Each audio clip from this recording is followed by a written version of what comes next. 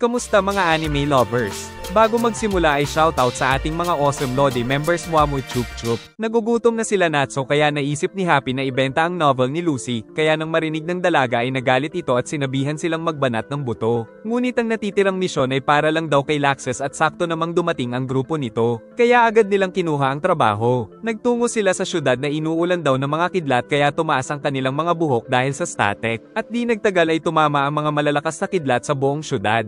Nang meron pang dumating na mga kidlat ay hinigop ito ni Laxes upang protektahan ang syudad, at gamit ang Thunder Dragon's Roar ay natanggal niya ang mga ulap ngunit pansamantala lang ito. Lumabas ang mga tao na namangha kay Laxes kaya nagkaroon siya ng mga chicks at pinagkaguluhan ng mga tao. Saka dumating si Mayor Deceiver kasama ang alalay nitong si G-Rifter at sila daw ang nag-request sa fairy tale. Kaya inanyayahan sila nito sa mansyon upang makapag-usap. Pero bago umalis ay nagpalakpakan muna ang mga tao sa Team Laxes. Subalit biglang nagbago ang mayor pagdating sa mansyon nito, at ipinaalala nilang dahil sa mga siraulong kinuryente ni Laxes ay tila na-trigger ang mga kidlat kaya nagsimulang umulan ng kidlat sa lugar. Kaya ipinag-utos ng mayor na tanggalin niya ang kidlat sa kanilang syudad dahil kung hindi ay sisirain daw nila ang reputasyon ng fairy tale. Nang bumalik ang mga thundercloud ay napansin ni Laxes na tila hinihigop ang kanyang kidlat patungo sa syudad kaya kailangan nilang mag-imbestiga. Samantala kagagawan pala ito ng mayor upang makapang blackmail at makakuha sila ng pera sa fairy tale. Dumating ang mga kidlat na nag-anyong halimaw kaya agad silang tinapos ni Laxes at hinigop sa kanyang katawan upang protektahan ang syudad sa pagsabog.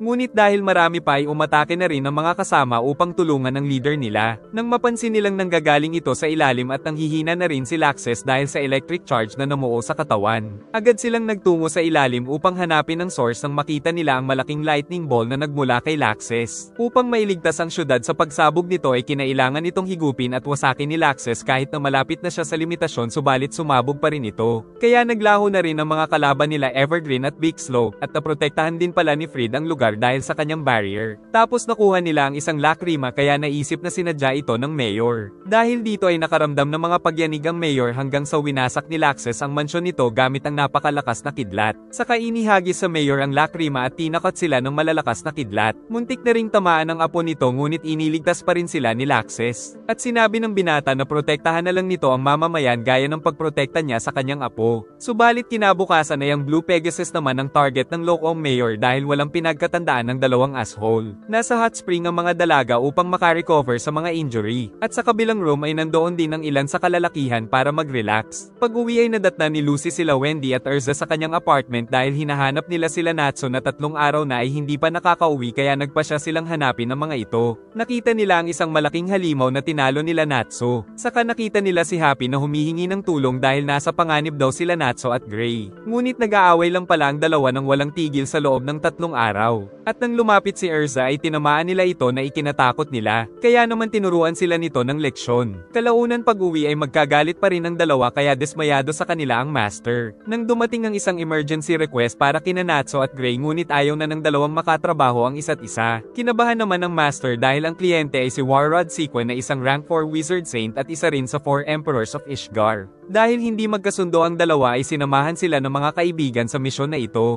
At maisip pa lang nila na isa sa 4 emperors ang pupuntahan nila ay kinakabahan na si Lucy. Kalaunan ay nakita nila ang isang bahay sa ibabaw ng burol kung nasaan si Warrod. At pagpasok ay nakita nila ang isang lalaking plantito na sinabing ayaw ng mga halaman ng may ingay. Ngunit nagbibiro lang pala ito at biglang sumibol ang mga bulaklak. Pagkatapos ng mga corning joke nito ay nagpakilala siyang si Warrod Sequin. Nalaman nilang dating member din ng isang guild si Warrod at ang kanyang filosofiya ay ang pagpapalago ng halaman sa mga disyerto gamit ang kanyang mahika. At sa kanyang paglalakbay ay nahanap niya ang kakaibang Sun Village na sinasamba ang Eternal Flame bilang isang Diyos ngunit isang araw ay bigla na lang itong nagyelo. Ngunit buhay pa naman ang mga tao doon kaya nais nitong iligtas nila ang mga ito. Nagtaka si Erza kung bakit kailangan pa nito ng tulong. Giit ni Warrod na may mga limitasyon din ng mga wizard saint at siya ay wala pang masyadong alam na attack spell. Kaya nagpa siya na ang ating mga bida na gawin ang misyon ngunit 2,000 kilometro ang layo ng Sun Village kaya tinulungan sila ni Warrod sa pamamagitan ng green magic nito upang dalhin sila sa destinasyon. Dito ay naalala ni Warrod ang kanyang kabataan kung saan kasama pa niya ang mga malalakas na wizard na sila Yuri Dreyar at Prek. Kagad silang nakarating sa daan papasok ng Sun Village. At pagpasok nila sa nagyelong bayan ay nakita ang mga malalaking tao na nabalot balot din ng yelo. Kaya naisip ni Gray kung isang ice wizard ba ang gumawa nito sa pamamagitan ng pag-alay ng sariling buhay tulad ng ginawa ni Ol. Sinubukan itong tunawin ni Natsu hanggang sa mapagod siya. At maging si Gray ay ngayon lang nakita ang ganitong uri ng yelo. Saka dumating ang treasure hunter guild na Sylph Labyrinth. At inakala ng mga ito na ang pakay nila ay ang Eternal Flame. Giit ni Happy na nais lang nilang tulungan ng mga villagers kaya nagalit ang mga treasure hunter dahil ang mga giant pala ang nagbabantay sa nasabing S-class treasure.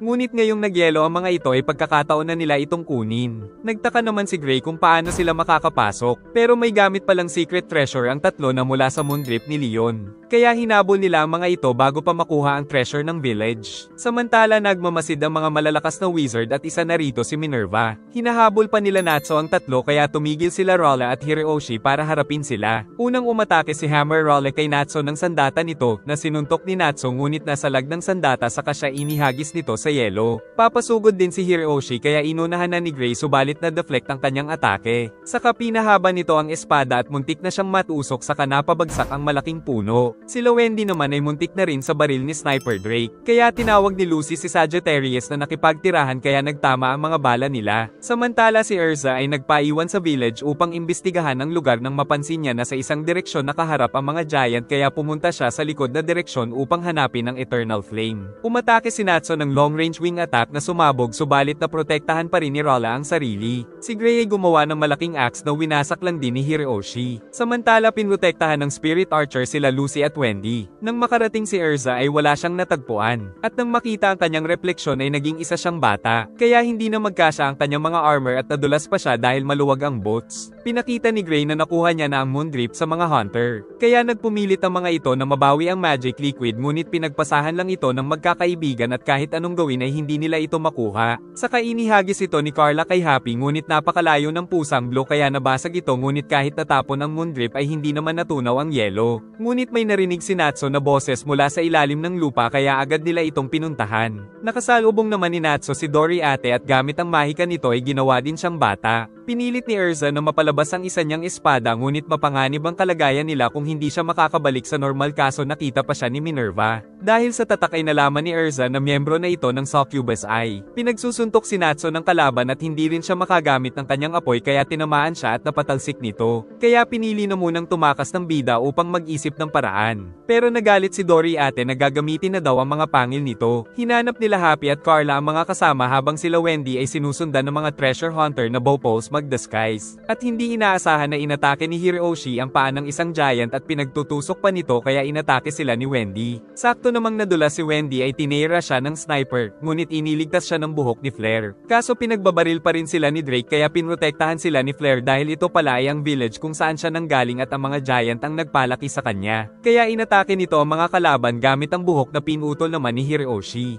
At tinawag naman ni Lucy si Cancer at ginawang healthy ang buhok nito kaya muling nagamit patungo kay Hiroshi. Pinigilan naman ni Wendy ang atake ni Rolla at napatalsik pa ito. Pinagtitira ni Drake si Lucy at tinawag nito si Sagittarius na nakipaglaban ng mga palaso laban sa mga bala. Saka tinawag din niya si Virgo upang puntahan ng sniper ngunit hindi niya mahukay ang yelo tapos tinamaan pa si Sagittarius. Muling umatake si Flare na pinagpuputol na naman ni Hiroshi. Ngunit ang mga buhok nito ay nasunog dahil nanggaling daw ito sa Eternal Flame. At si Rolla naman ay sinipa sa mukha ni Wendy, subalit nahuli siya ng malaking kamay nito. Muntik na si Lucy at ang buhok ni Flare ay itinali ni Hiroshi sa puno. Ngunit natawa lang si Lucy saka kinambyutan na lang sila ni Virgo. Saka pinalakas ni Wendy ang sarili gamit ang magic nito at si Flare ay napapahaba pa rin ng buhok kahit itinali. Inihagis ni Loki si Drake sa ere at si Wendy ay inatake na rin si Rolla. Si Flare naman ay pinagsasampal si Hiroshi saka sinipan nila ang tatlo at napatalsik ng napakalayo. Habang naghahanap ay may napansin si Carla kaya agad silang nagtago sa puno at nakita ang isang one-eyed na halimaw. Dahil sa nangyari sa labanan sa Grand Magic Games ay mainit ang dugo ni Minerva kay Titania kaya inatake niya ito kahit isa lang bata sa ngayon si Erza. Kwento ni Flare na napakabait sa kanya ng mga giant sa Sun Village pero dahil siya lang ang naiiba ay umalis pa rin siya at napilitang sumali sa Raventail upang kumita. Subalit ngayon ay napakalungkot niya dahil ganito ang nangyari sa mga giant. Kaya agad na silang kumilos para hanapin ang Eternal Flame samantala samantala hindi makaalis sila Happy dahil nagbabantay ang Cyclops monster. Si Natsu ay naghahanap ng paraan upang makabalik sa dati ang katawan. Samantala patuloy na kinawawa ni Minerva ang batang Erza dahil sa kanyang sinapit sa Grand Magic Games. Nakita ni Gray si Doriate at sa isang iglap ay naging bata siya at naalala ni Gray ang Deliora kaya habang papalapit ang kalaban ay nasiraan siya ng ulo. Subalit walang patawad si Doriate pero nakagamit pa rin ng Ice Magic si Gray. Nalaman pa niyang si Doriate ang gumawa nito sa mga giant kaya ipapakita daw niya ang tunay na Ice Magic. Napag-alaman na gumawa pala si Gray ng yelo na ngayon ay tinutungtungan ni Doriate kaya nahulog ito sa ibaba. Ngunit muli itong umakyat sa itaas pero natrap na naman siya ng yelo ni Gray at nahulog sa matitinik na halaman. Saka gumawa siya ng hammer pero napakaliit kaya inilagay na lang ito ni Gray sa kanyang ulo dahil sigurado siyang hindi ito ang nagpayelo sa buong lugar. Tatapusin na ni Minerva si Erza ngunit nagbalik ito sa dating anyo at nagawa niyang makalaban. Kaya naisip ni Minerva na natalo si Doriate. Giit nitong ayusin muna ni Erza ang kanyang damit pero nakapanso na lang pala siya dahil kinuha ni Titania ang kanyang palda. Nakabalik na rin sa normal sila Natsu at Gray. Tuluyang naging wild si Doriate dahil nawasak ang spell nito subalit napakalakas pa rin ang suntok at tuluyan itong naging demonyo na isa sa mga likha ni Ziref. At nang sumigaw ito ay yumanig ang paligid at naging mga bata na naman sila ngunit nadamay din si Minerva.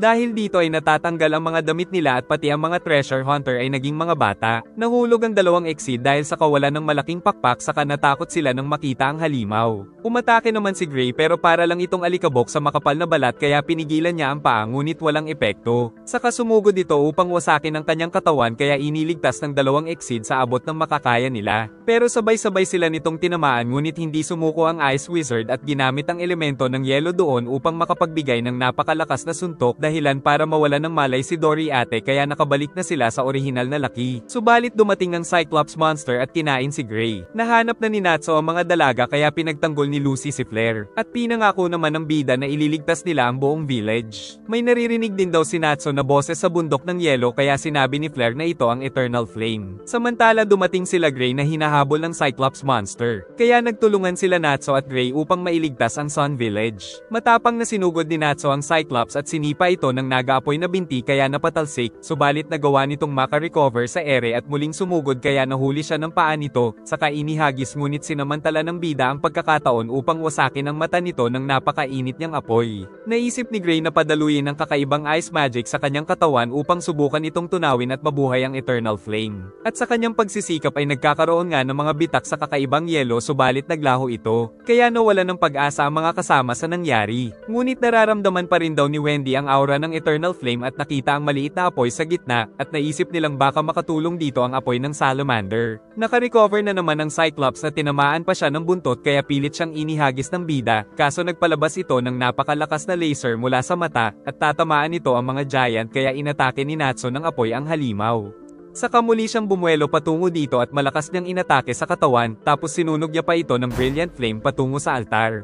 At di pa nakontento dahil pinagpupulbos ito ng Salamander ng napakatinding firepower hanggang sa gumamit siya ng Dragon Slayer secret art na siyang tuluyang tumapos sa halimaw. Dahil sa mga apoy ni Natsu ay muling nabuhay ang Eternal Flame. Ngunit nagtungo pa si Natsu sa altar at alamang ang Eternal Flame ay walang iba kundi ang Atlas Dragon. Ngunit matagal na pala itong patay at ginagamit lang ni Wendy ang Milky Way spell upang makausap nila ang kaluluwa nito. At ang naaalala lang daw ni Atlas Flame ay isang malakas na Devil Slayer ang ginawa silang yelo dahil pinagkamalan daw siyang isang demonyo. Kaya napaisip si Gray kung sino ang Ice Devil Slayer na ito. Nakiusap si Flare na tulungan nito ang buong village na makabalik sa dati kaya nagbalik na rin ang alaala ng dragon. Kaya nagliwanag ito ng napakatindi at naalala ang pinakamalakas na demon ni Ziref na hindi nagawang matalo ni Ignil noon, kasabay ng pagbabalik ng Sun Village sa normal dahil sa kapangyarihan ni Atlas. Nagtaka ang isang giant kung bakit may mga tao doon. Samantala balak ng umiska po ni Minerva ngunit nag-alala pa rin si Erza sa kanya. Ngunit sinabi pa nitong siya ang magiging reyna ng kadiliman. Naiyak na lang si Flare dahil muling nagliwanag ang Eternal Flame na matagal na nangalaga sa kanilang bayan. At naramdaman ni Wendy na tuluyan ng naglaho ang kaluluwa ni Atlas pero nanatili naman ang apoy nito upang protektahan ang Sun Village. Samantala dumalaw sa isang puntod ang isang lalaki ngunit sinabi ng tauhan na kailangan na nilang magtungo sa headquarters. Dahil si Silver pala ay isang Ice Devil Slayer ng Tartaros Dark Guild at siya ring may kagagawa ng nangyari sa Sun Village. Agad na nakasundo ng mga salamangkero ng Fairy Tail ang mga giant. Giant. Wala rin daw maalala ang mga ito tungkol sa gumawa nito sa kanila. Ngunit nais ni Gray na malaman kung sino at ano ang tunay na motibo ng suspect pero kinabahan si Lucy nang malaman na sangkot ang Tartaros. Nagtatago naman si Flair ngunit matagal na pala siyang nais makita ng mga Giant at natatakot siya dahil naglayas lang siya sa mga ito. Subalit handa siyang tanggapin ng mga Giant ang buong pagmamahal na labis na ikinatuwa ng dalaga. Kaya buong gabi ay nagkaroon sila ng kasiyahan. Samantala sa Succubus ay Guildhall ay nakita ni Minerva na winasak ang kanilang base. At nakita niya ang mga anino ng mga kasamahan saka sinabi ni Kyoka na isa sa 9 Demon Gates of Tartaros na hindi daw kasi nila kinaya ang ginawa niyang enhancement sa kanilang mga katawan. Inakala ni Minerva na ito ay parusa dahil nabigo sila sa misyon sa Giant Village. Pero ginagawa daw ito ni Kyoka bilang paghahanda sa darating na malaking digmaan kaya kailangan nila ng malalakas na kasapi. Kaya pati si Minerva ay ginamitan ito ng magic enhancement kung kakayanin ba ito ng kanyang katawan. Nagsimula na rin sa paglalakbay ang grupo upang makauwi mula sa napakalayong Sun Village. Pagdating nila kay Warrod ay natuwa ito sa kanilang accomplishment. Kaya nagbigay ito ng reward na isang patatas mula sa kanyang mga pananim. Pero isa lang palang joke dahil binili niya daw ang patatas sa kalapit bayan. Pagkatapos ay muli silang nag-relax sa hot spring para maibsan ang mga nararamdaman sa katawan. Samantala sila Natsu ay nagsimula ng magluto. Nang dumating ang mga dalaga ay nagbigay naman si Warrod ng masarap na tsaa na meron daw pampalakas ng katawan. Pero pag inom nila ay napakapait pala nito. Saka pinakita ni Warrod na kasama siya sa nagtatag ng fairy tale na ikinagulat ng ating mga bida.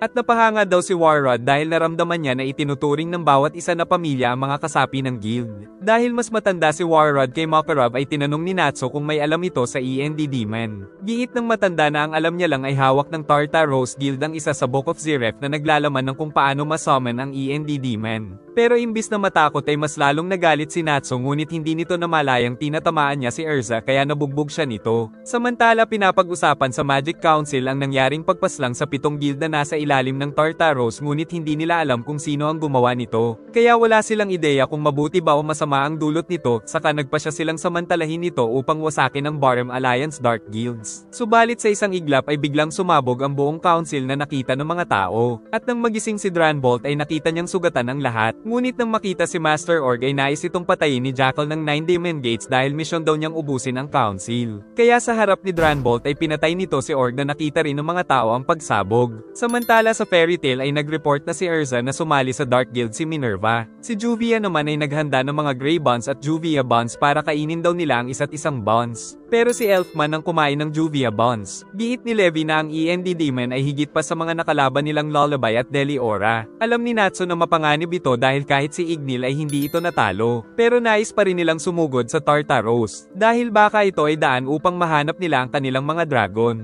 Samantala nagtungo si Dranbolt upang magtanong ng nalalaman ni Eric sa Tartaros pero ayaw nitong magsalita hanggat hindi nito pinapakawalan ng buong orasyon says. Kaya pinagbantaan nito ni Dranbolt pero hindi natatakot mamatay ang lalaki. Nagkita na rin ang mga kasapi ng 9 Demon Gates. At nalaman nilang kumilos na pala sila Jackal at Tempester. Saka naghanda silang maghasik ng lagim sa mundo. Giit ni Eric na mga demonyo ang 9 Demon Gates na nagmula lahat sa Book of Ziref at ang master nila ay si END. Ipinakita ang 7 pang sa kasapi ng 9 Demon Gates na sila Franmouth, Torefuzar, Dojigiri Easel, Sayla, Kyoka, Kiz, at Silver. Nag-alala naman si Yajima nang malaman na ang sandigan ng lahat ng mga wizard sa Fury ay pinasabog lang ng Tartaros kaya naisip niyang mapanganib ang mga susunod na mangyayari. Kalaunan ay dumating ang isang lalaki na may kakaibang aura at sa isang salita nito ay pinaikot niya ang buong resto ni Yajima. At target din nito ang matanda kaya pinrotektahan ng dalawa pero itinulak lang sila nito saka sinunog si Mr. Yajima. Umatake naman si Evergreen subalit sa isang salita ay pinaikot lang din siya nito at kaagad na natalo. Giit nitong kilala daw siya sa pangalang Disaster saka sinakal ang matanda upang patayin ngunit dumating ang kidlat upang pigilan ito saka kinuryente ito ng napakalakas ni Laxes. Pinakita ng kalaban ng kakaibang itsura nito at ipinakilalang siya si Tempester ng 9 Demon Gates. Na di nagatubiling sumugod kay Laxes ngunit nakailag ito at dahil sa bilis ay siya pa ang nasipa ng Thunder Dragon Slayer. At sa isang iglap ay muli siyang napinsala nito ng napakalakas gamit ang mapaminsala nitong kidlat kaya bagsak kagad ang isa sa kinatatakutang 9 Demon Gates. Ngunit dahil sa mga pinsala ay kailangan nila itong ikulong at tanungin ng mga impormasyon. Subalit biglang nagpakamatay si Tempester gamit ang sariling magic at nagkaroon ng Bane Particle sa paligid na kapag nalanghap mo ay mapipinsala ang iyong katawan kaya bagsak ang mga kasama ni Laxes. Ngunit sa halip ay hinigop pa ito ng Dragon Slayer upang mailigtas ang mga kaibigan pero siya ang nagtamo ng malubhang pinsala. Kalaunan ay labis ang pag-aalala ni Makarov sa team nila Laxes ngunit nagawa na daw ni Palochka ang makakaya nito. Giit ni Fried na niligtas ni Laxes ang syudad dahil hinigop pa nito ang Black Mist. Ngunit may mga natira pa rin sa ere kaya nalagay sa panganib ang mga tao. Pero hindi sinabi ni Makarov ang katotohanan na balewala ang ginawa ni Laxes. At sa sobrang galit ay nais ng digmaan ni Natsu. Samantala nagsimula nang mag-recover ang katawan ni Tempester. At kasabay nito sa Magic Capsule ang bagong tinuturing na anak ni Kyoka na si Minerva dahil kinaya ng katawan nito ang enhancement na kanyang ginawa. Giit ni Franmalt na hindi libre ang recovery ni Tempester kaya wag na ito muling magpakamatay. Giit ni Tempester na kasalanan ito ng fairy tale at nang marinig ito ni Minerva ay nagsimula siyang magwala. Pinipigilan ng mga kasama si Natsu na magtungong mag-isa sa Tartaros. Naisip nilang target ng mga ito ang dating miyembro ng council kaya alam na nila kung saan mag-aabang. Pero wala palang nakakaalam ng tirahan ng mga ito para sa kanilang kaligtasan. Giit ni Loki na alam niya ang tirahan ng ilan sa dating council members dahil sa mga babae. Kaya gagawa sila ng mga team upang magtungo sa tirahan ng mga ito upang protektahan sila sa Tartaros. Bilin din ni Palochka na kapag nakita nila si Tempester ay subukan nilang kumuha ng dugo nito upang makagawa siya ng vaccine na pangontra sa Bane Particles. At kalaunan habang kaharap ng Master ang kanyang mga anak ay sinabi nitong pagsisisihan ng Tartaros na kinalaban nila ang fairy tale. Ang isa sa former council member na si Michelo ay pinuntahan nila Lucy upang bantayan ito. Pero hindi komportable ang matanda dahil iniisip nitong gagawin lang siyang paain upang mahanap nila ang Tartaros. Saka dumating ang apo nitong si Michela na naisip ni Wendy na ito ang naging nobya ni Loki.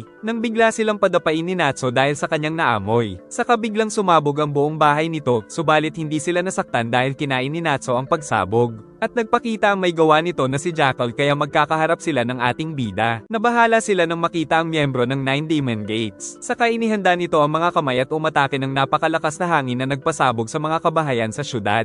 Galit na galit si Natsu na sumugod kaya direkta siyang tinamaan nito ngunit kinain lang ng salamander ang mahika ni Jackal at malakas na inumbag ang pagmumukha nito. Sa muling pagsugod ay nakatakas ang kalaban subalit nagtungo siya sa ilalim ng lupa at tagumpay na tinamaan ng uppercut si Jackal. Tapos muling sinuntok at tumama sa chimney. Saka sinipa niya pa ito sa tiyan upang tuluyang matalo. Napahanga maging si Michelo sa lakas ng ating bida. Ngunit hindi pa pala natatalo si Jackal kaya sinundan pa ito ng napakalakas na sapok sa pagmumukha at di pa nakontento dahil pinagsusuntok niya pa ito kahit bagsak na. Kinabahan si Michelo na baka ang pakay ng Dark Guild ay ang mapanganib na weapon na tinatawag na The Face. Sa kabila ng ginawa ni Natsu ay muling bumangon si Jackal at nais nitong malaman ang tungkol sa The Face. Hindi rin namalaya ng bida na nalagyan ng sumpa ang kanyang mga kamay at paa dahil sa pag-atake niya kay Jackal. Kaya sumabog ito at napabagsak ang salamander. Napatakbo na lang si Michelo ngunit hinabol siya nito kaya umatake na rin si Wendy subalit napigilan ng pagsabog ang Dragon's Roar. Kaya umatras siya at gumamit ng wing attack ngunit sinalag na naman gamit ang pagsabog. Tinawag ni Lucy si Scorpio na umatake ng buhangin nito ngunit hindi rin ito umubra kay Jackal. Kaya inulit niya ang pag-atake na tumama naman sa kalaban subalit na natili pa ring nakatayo ang halimaw.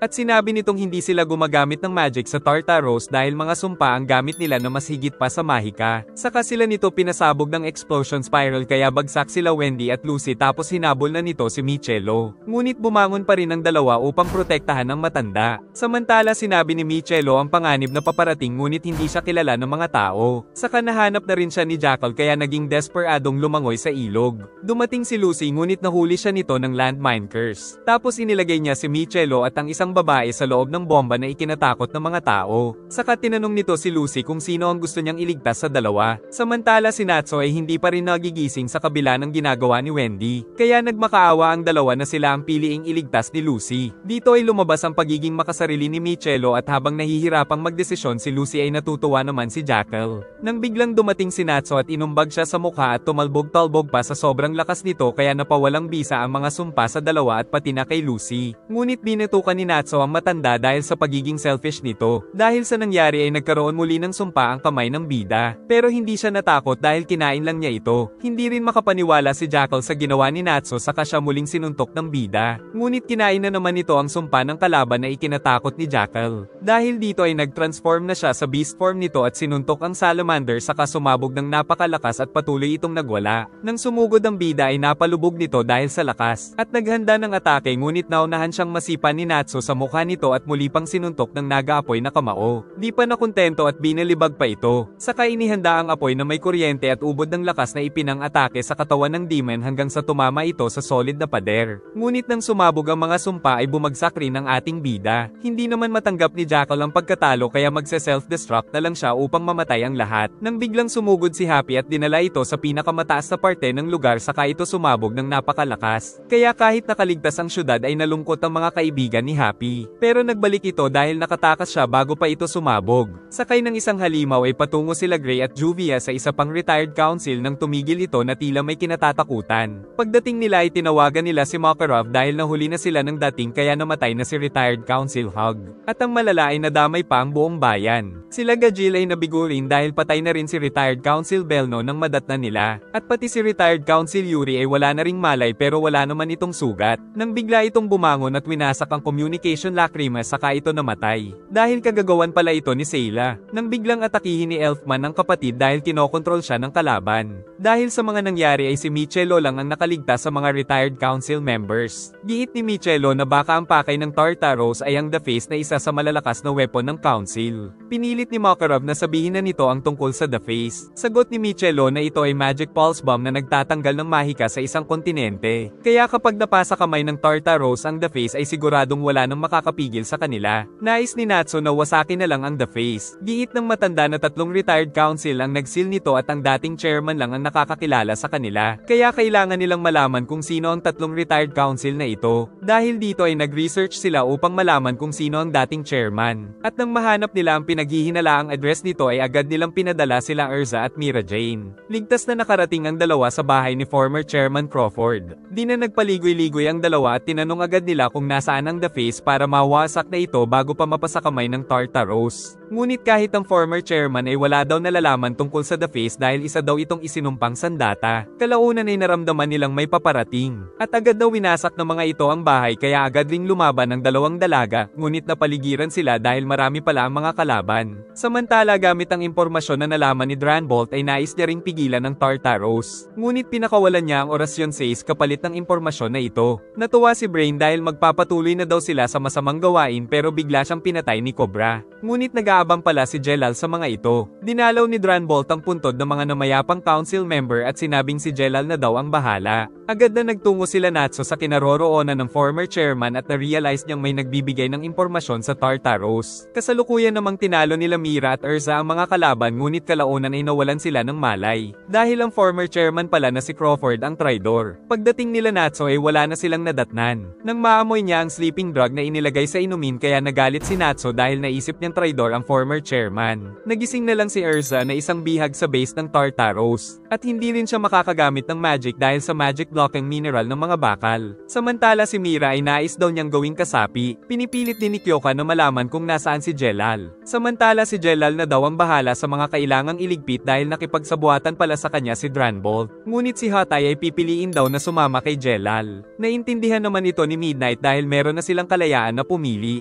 Agad namang sumugod si Racer at sinubukan ng bilis ni Jelal. Sa kanalikuran siya ni Cobra at sumuntok ngunit nasa lag ang atake saka inihagis siya kay Racer. Nagpalabas si Angel ng maraming halimaw at lahat ito ay inatake si Jelal pero walang kwenta lang ito sa lalaki. Upang mapaamin ay nilagyan ni Kyoka ng sumpa si Erza upang maging max sensitivity ang kanyang pakiramdam sa sakit. Tapos nilatigo niya ang dalaga na napaihi dahil sa sobrang sakit. Dahil kailangan din pala nilang mapatay si Jelal upang mapasakamay nila ang The Face. Samantala nakikipaglaban pa rin si Jelal sa orasyon 6. Nangako naman si Kyoka na kapag sinabi niya kung nasaan si Jelal ay pakakawalan nito si Mira. Saka siya nilatigo at papatayin daw sila kapag hindi siya umamin pero hindi talaga niya alam kung nasaan si Jelal. Sinabi ni Crawford na dapat ay patayin nila sila Erza at Mira upang hindi lumabas ang impormasyon na kasabuat siya. Siniguro naman ni Franmouth na walang makakaalam nito. Subalit dumating si Natsu na galit at nais silang turuan ng leksyon. Pagdating nila Lucy ay nakita nila ang nangyari sa bahay ng former chairman ngunit ang ipinagtataka nila ay wala doon si Natsu. Bagsak si Crawford sa ginawa ng ating bida. Samantala si Kyoka ay ipinag-utos sa alaga nitong si Yakdoriga na bantayan si Erza habang pupuntahan niya ang narinig na ingay. Saka sinuntok na rin ni Natsu si Franmalt. Habang pabalik sa guild ang dalawa ay nababahala si Juvia sa malakas na makakalaban nila dahil sa nakitang mga pinsala. Kaya siniguro ni Gray na magagawa nilang malusutan ang problemang ito. Nagalit si Franmalt sa pambabastos ng bida sa kanilang guild kaya pinahaba nito ang kamay patungo kay Natsu at nahuli siya nito sa kakinuryente ng napakalakas. Kinagat naman ni Happy ang kamay nito para tulungan ang kaibigan. Pinagsusuntok sila nito ng Gomo-Gomo no Gatling pero pinabaon lang ng bida ang kamao sa pagmumukha nito sa kasinunog ng napakalakas. Subalit hindi pa rin natutumba ang kalaban. Dumating si Silver at sinabing siya na ang bahala. Agad na nalaman ng bida na siya ang may kasalanan kung bakit nagyelo ang Sun Village. At napansin din ni Natsu na pamilyar ang amoy nito. Ngunit sa isang iglap ay natalo niya ang salamander. Dahil sa nangyari ay napilitang magtago si Happy dahil wala na siyang kakampi hanggang sa magkaroon siya ng pagkakataon na makatakas mula sa base ng Tartaros. Ikinulong kaagad si Natsu nang walang laban at nakita niyang nandoon si Liz Anna. Giit naman ni Kyoka kay Sailor na si Jelal na lang ang kailangan nilang patayin upang ma-activate ang The Face. Patuloy pa rin ang pakikipaglaban ni Jelal sa orasyon 6 kung saan binubugbog na siya ng mga ito. Ngunit nakabawi si Jelal at tinamaan si Racer sa pagmumukha, saka isinunod nito si Eric. Subalit natanggal na ang silyo ni Brain at naging si Zero. Pinipilit pa rin makatakas ni Natsu gamit ang pisikal na lakas. Nag-report na rin sila Lucy sa guild sa nadatna nilang wasak na bahay ng former chairman at wala rin doon sila Natsu. At wala rin silang paraan para hanapin kung nasaan ang mga ito. Nang dumating si Happy na nanghihina at luhaan nitong ikinwento ang lahat ng nangyari. Gumagalaw din daw ang base ng mga ito kaya mahirap hanapin. Pero narinig niya ang salitang Bosco na nalaman ni Makarov na nasa border. Kaya si Levi na daw ang bahalang magkalkula ng kanilang lokasyon. Saka pinag-utos ni Makarov na maghanda ang lahat. Niyakap naman ni Lucy si Happy at nangakong ililigtas nila si Natsu. Dumating din si Elfman na balisa at sinabing nahuli na din si Liz Anna. Naalala din ni Elfman ang utos ni Sayla na ilagay niya ang mapanganib na lakrima sa loob ng guild para pakawalan si Liz Anna. At handa naman si Elfman na wasakin ang fairy tale para sa kanyang kapatid.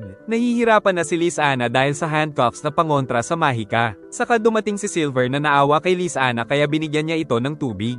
Naamoy naman ni Natsu na wala itong lason kaya ininom ito ng dalaga dahil sa sobrang pagkauhaw. At pagkaalis nito ay napansin ni Natsu na kamoy talaga nito si Gray. Samantala sinusubukang hanapin ni Crawford si Jelal sa pamamagitan ng archive magic. Samantala patuloy ang pag-torture ni Kyoka kay Erza. Pero wala pa rin siyang nakuhang impormasyon kaya tinaasan pa nito ang sense of pain ng dalaga. Biglang bumangon si Zero na direktang tinamaan ng atake ang katawan ni Jelal. Kaya nakita ng former chairman na nakabulagta na ang kanilang hinahanap. Nag-alala si Meldy sa kasama kaya hindi na nito alintana ang panganib sa kamuling binanata ni Zero si Jelal sa harap nito. At dahil sa lakas ay sapatos na lang ang natira sa lalaki. Subalit bigla itong winasak ni Jelal dahil ang totoo ay nananaginip lang pala siya dahil kay Midnight. Pero hindi sila makapaniwalang binulag nito ang sarili para makatakas sa panaginip. Saka nagliwanag ang paligid dahil sa napakaraming magic circles na nailagay nito kaya nakagamit ito ng pinakamalakas niyang teknik na Grand Chariot. Tapos nagpalabas pa ito ng isang bulalakaw na nagpasabog ng napakalakas sa kanila. Bagsak ang mga kalaban ngunit iniwan niya si Hatay dahil naging mabuti na talaga ito. Subalit hindi pinatay ni Jelal ang mga ito at sa halip ay pinilit silang sumali sila sa guild niyang Crime Sorcerer at maghanda sila upang talunin si Ziref. Dahil sa mahika ng former chairman ay nagawa niyang mapasa ang susi ni Jelal sa kanyang sarili. Kaya ang plano niya ay ipasa ang susing ito sa isa sa mga bihag sa kanila patayin upang ma-activate na ang The Face. Subalit siya ang pinatay ni Kyoka upang ma-activate ito kaya nagkaroon ng matinding pagyanig sa kanilang base na labis na naramdaman ng mga bihag. Si Elfman naman ay gagawin nga ang utos ni Sayla na wasakin ng fairy tale. Unti-unti na ring umangat ang The Face mula sa ilalim ng lupa at dahil sa mga pagyanig ay napunta kila Natsu ang isang espada. Nang tumigil ang pagyanig ay sinubukan ni Franmalt na mag-activate ng The Face subalit kailangan pala nilang magtungo mismo sa harapan nito dahil pinatay nila ang may-ari ng archive magic na si Crawford. Kaya hiniling ni Franmalt na sana ay wala na namang makialam. Giit ni Sayla na may ginawa siya para matapos ang fairy tale. Dahil sa mga pagyanig ay pinanganak ng mas maaga ang bataan ni Kyoka na si Lomi. At si Tempester ay meron ng bagong katawan. Si Jackal ay fully recovered na rin at balak niya nang patayin sila Happy at Natsu. Nagising na rin si Minerva na bagong ginawang demon ni Kyoka. Samantala si Mira ay nasa gitna pa rin ng recovery na balak daw papangitin ni Lomi ang pagmumukha. Nakita ni Kana ang binabalak ni Elfman kaya agad siyang pinigilan ng binata. Dahil sa kalkulasyon ni Levi ay nalaman nilang nasa Magnolia na ngayon ang Tartaros. Kaya naghanda na ang buong fairy tale para tapusin ang Dark Guild. Subalit nagliwanag at sumabog na rin ang lakrima na dinala ni Elfman.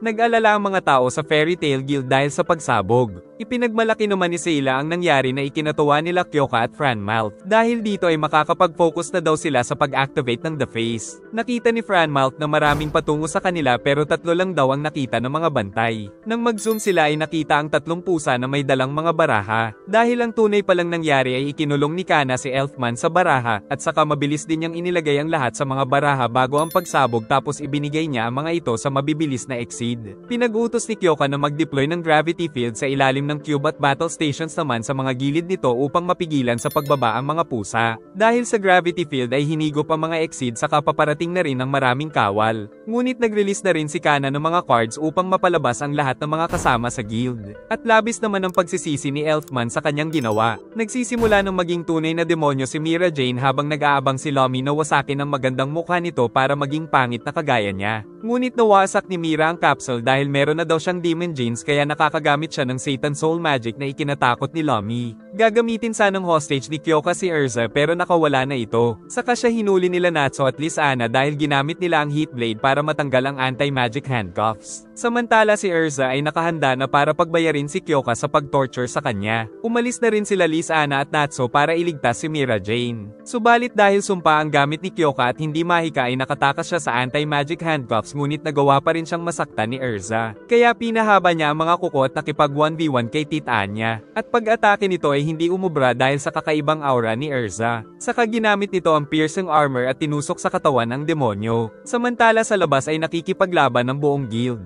Ginawang yelo ni Gray ang marami nito saka pinrotektahan siya ni Juvia sa backstabber. Si Gajil ay sinalag ang malakas na atake at kinain ng sandata nito saka sila binugahan ng Dragon's Roar. Si Wendy ay gumamit ng wing attack kasunod ng Sky Dragon's Roar. Sila Lucy at Taurus ay hindi rin nagpahuli. Saka pinrotektahan ni Loki ang dalaga. Samantala si Makarov ay nagpalaki at winasak ang mga ito. Maging ang Team Shadow Gear nila Levi ay ipinakita rin ang kanilang pambihirang teamwork saka tinulungan din sila ni Max. Pinagbabaril nila Biska at Alzak ang iba pang mga kawal at kasama pala nito si Asuka. Sila Wakaba at Romeo ay nagtag team. At si Elfman ay sinuntok ang maraming kawal. Kalaunan ay nabutas ang cube dahil sa labanan nila Kyoka at Erza. Habang sila Natsu at Lysana ay nakita ng mga bantay kaya nagpaiwan ng Salamander at binigyan ng leksyon ang mga ito. Subalit biglang tumigil ang oras at di inaasahang nagpakita sa kanya si Ziref. Giit ni Ziref na bagamat siya ang may akda ng libro na pinagmula ng 9 Demon Gates ay hindi siya ang nagtatag ng Tartaros Guild kundi ang isa pang demon mula sa kanyang libro na si END. Sinubukan ng bida na patayin si Ziref ngunit naputol ang espada. Saka nagbabala ito na si END ang hindi nagawang matalo ni Ignil dahil ito ang pinakamalakas niyang nagawang demon. At bago ito umalis ay excited na daw si Ziref kung sino ang makakaabot sa kanya, si END ba o si Natsu. Samantala hinigop din si Erza ng gravity ng cube. Saka ginamit nila ang butas na ginawa ni Erza patungo sa base ng Tartaros. At ipinaalala ni Polochka na kumuha sila ng blood sample ng may gawa nito kila Laxes. Nang umalis ang master ay inatake ni Kyoka si Erza ngunit kailangan daw nilang mag-focus sa pagsilyo ng The Face. Binalibag si Erza ng demon samantala pinagpapatay nila Gray at Juvia ang mga kawal. At lalaban na sana si Makarov ng Humanig dahil dumating ang isang sasakyan na agad na inatake ng matanda.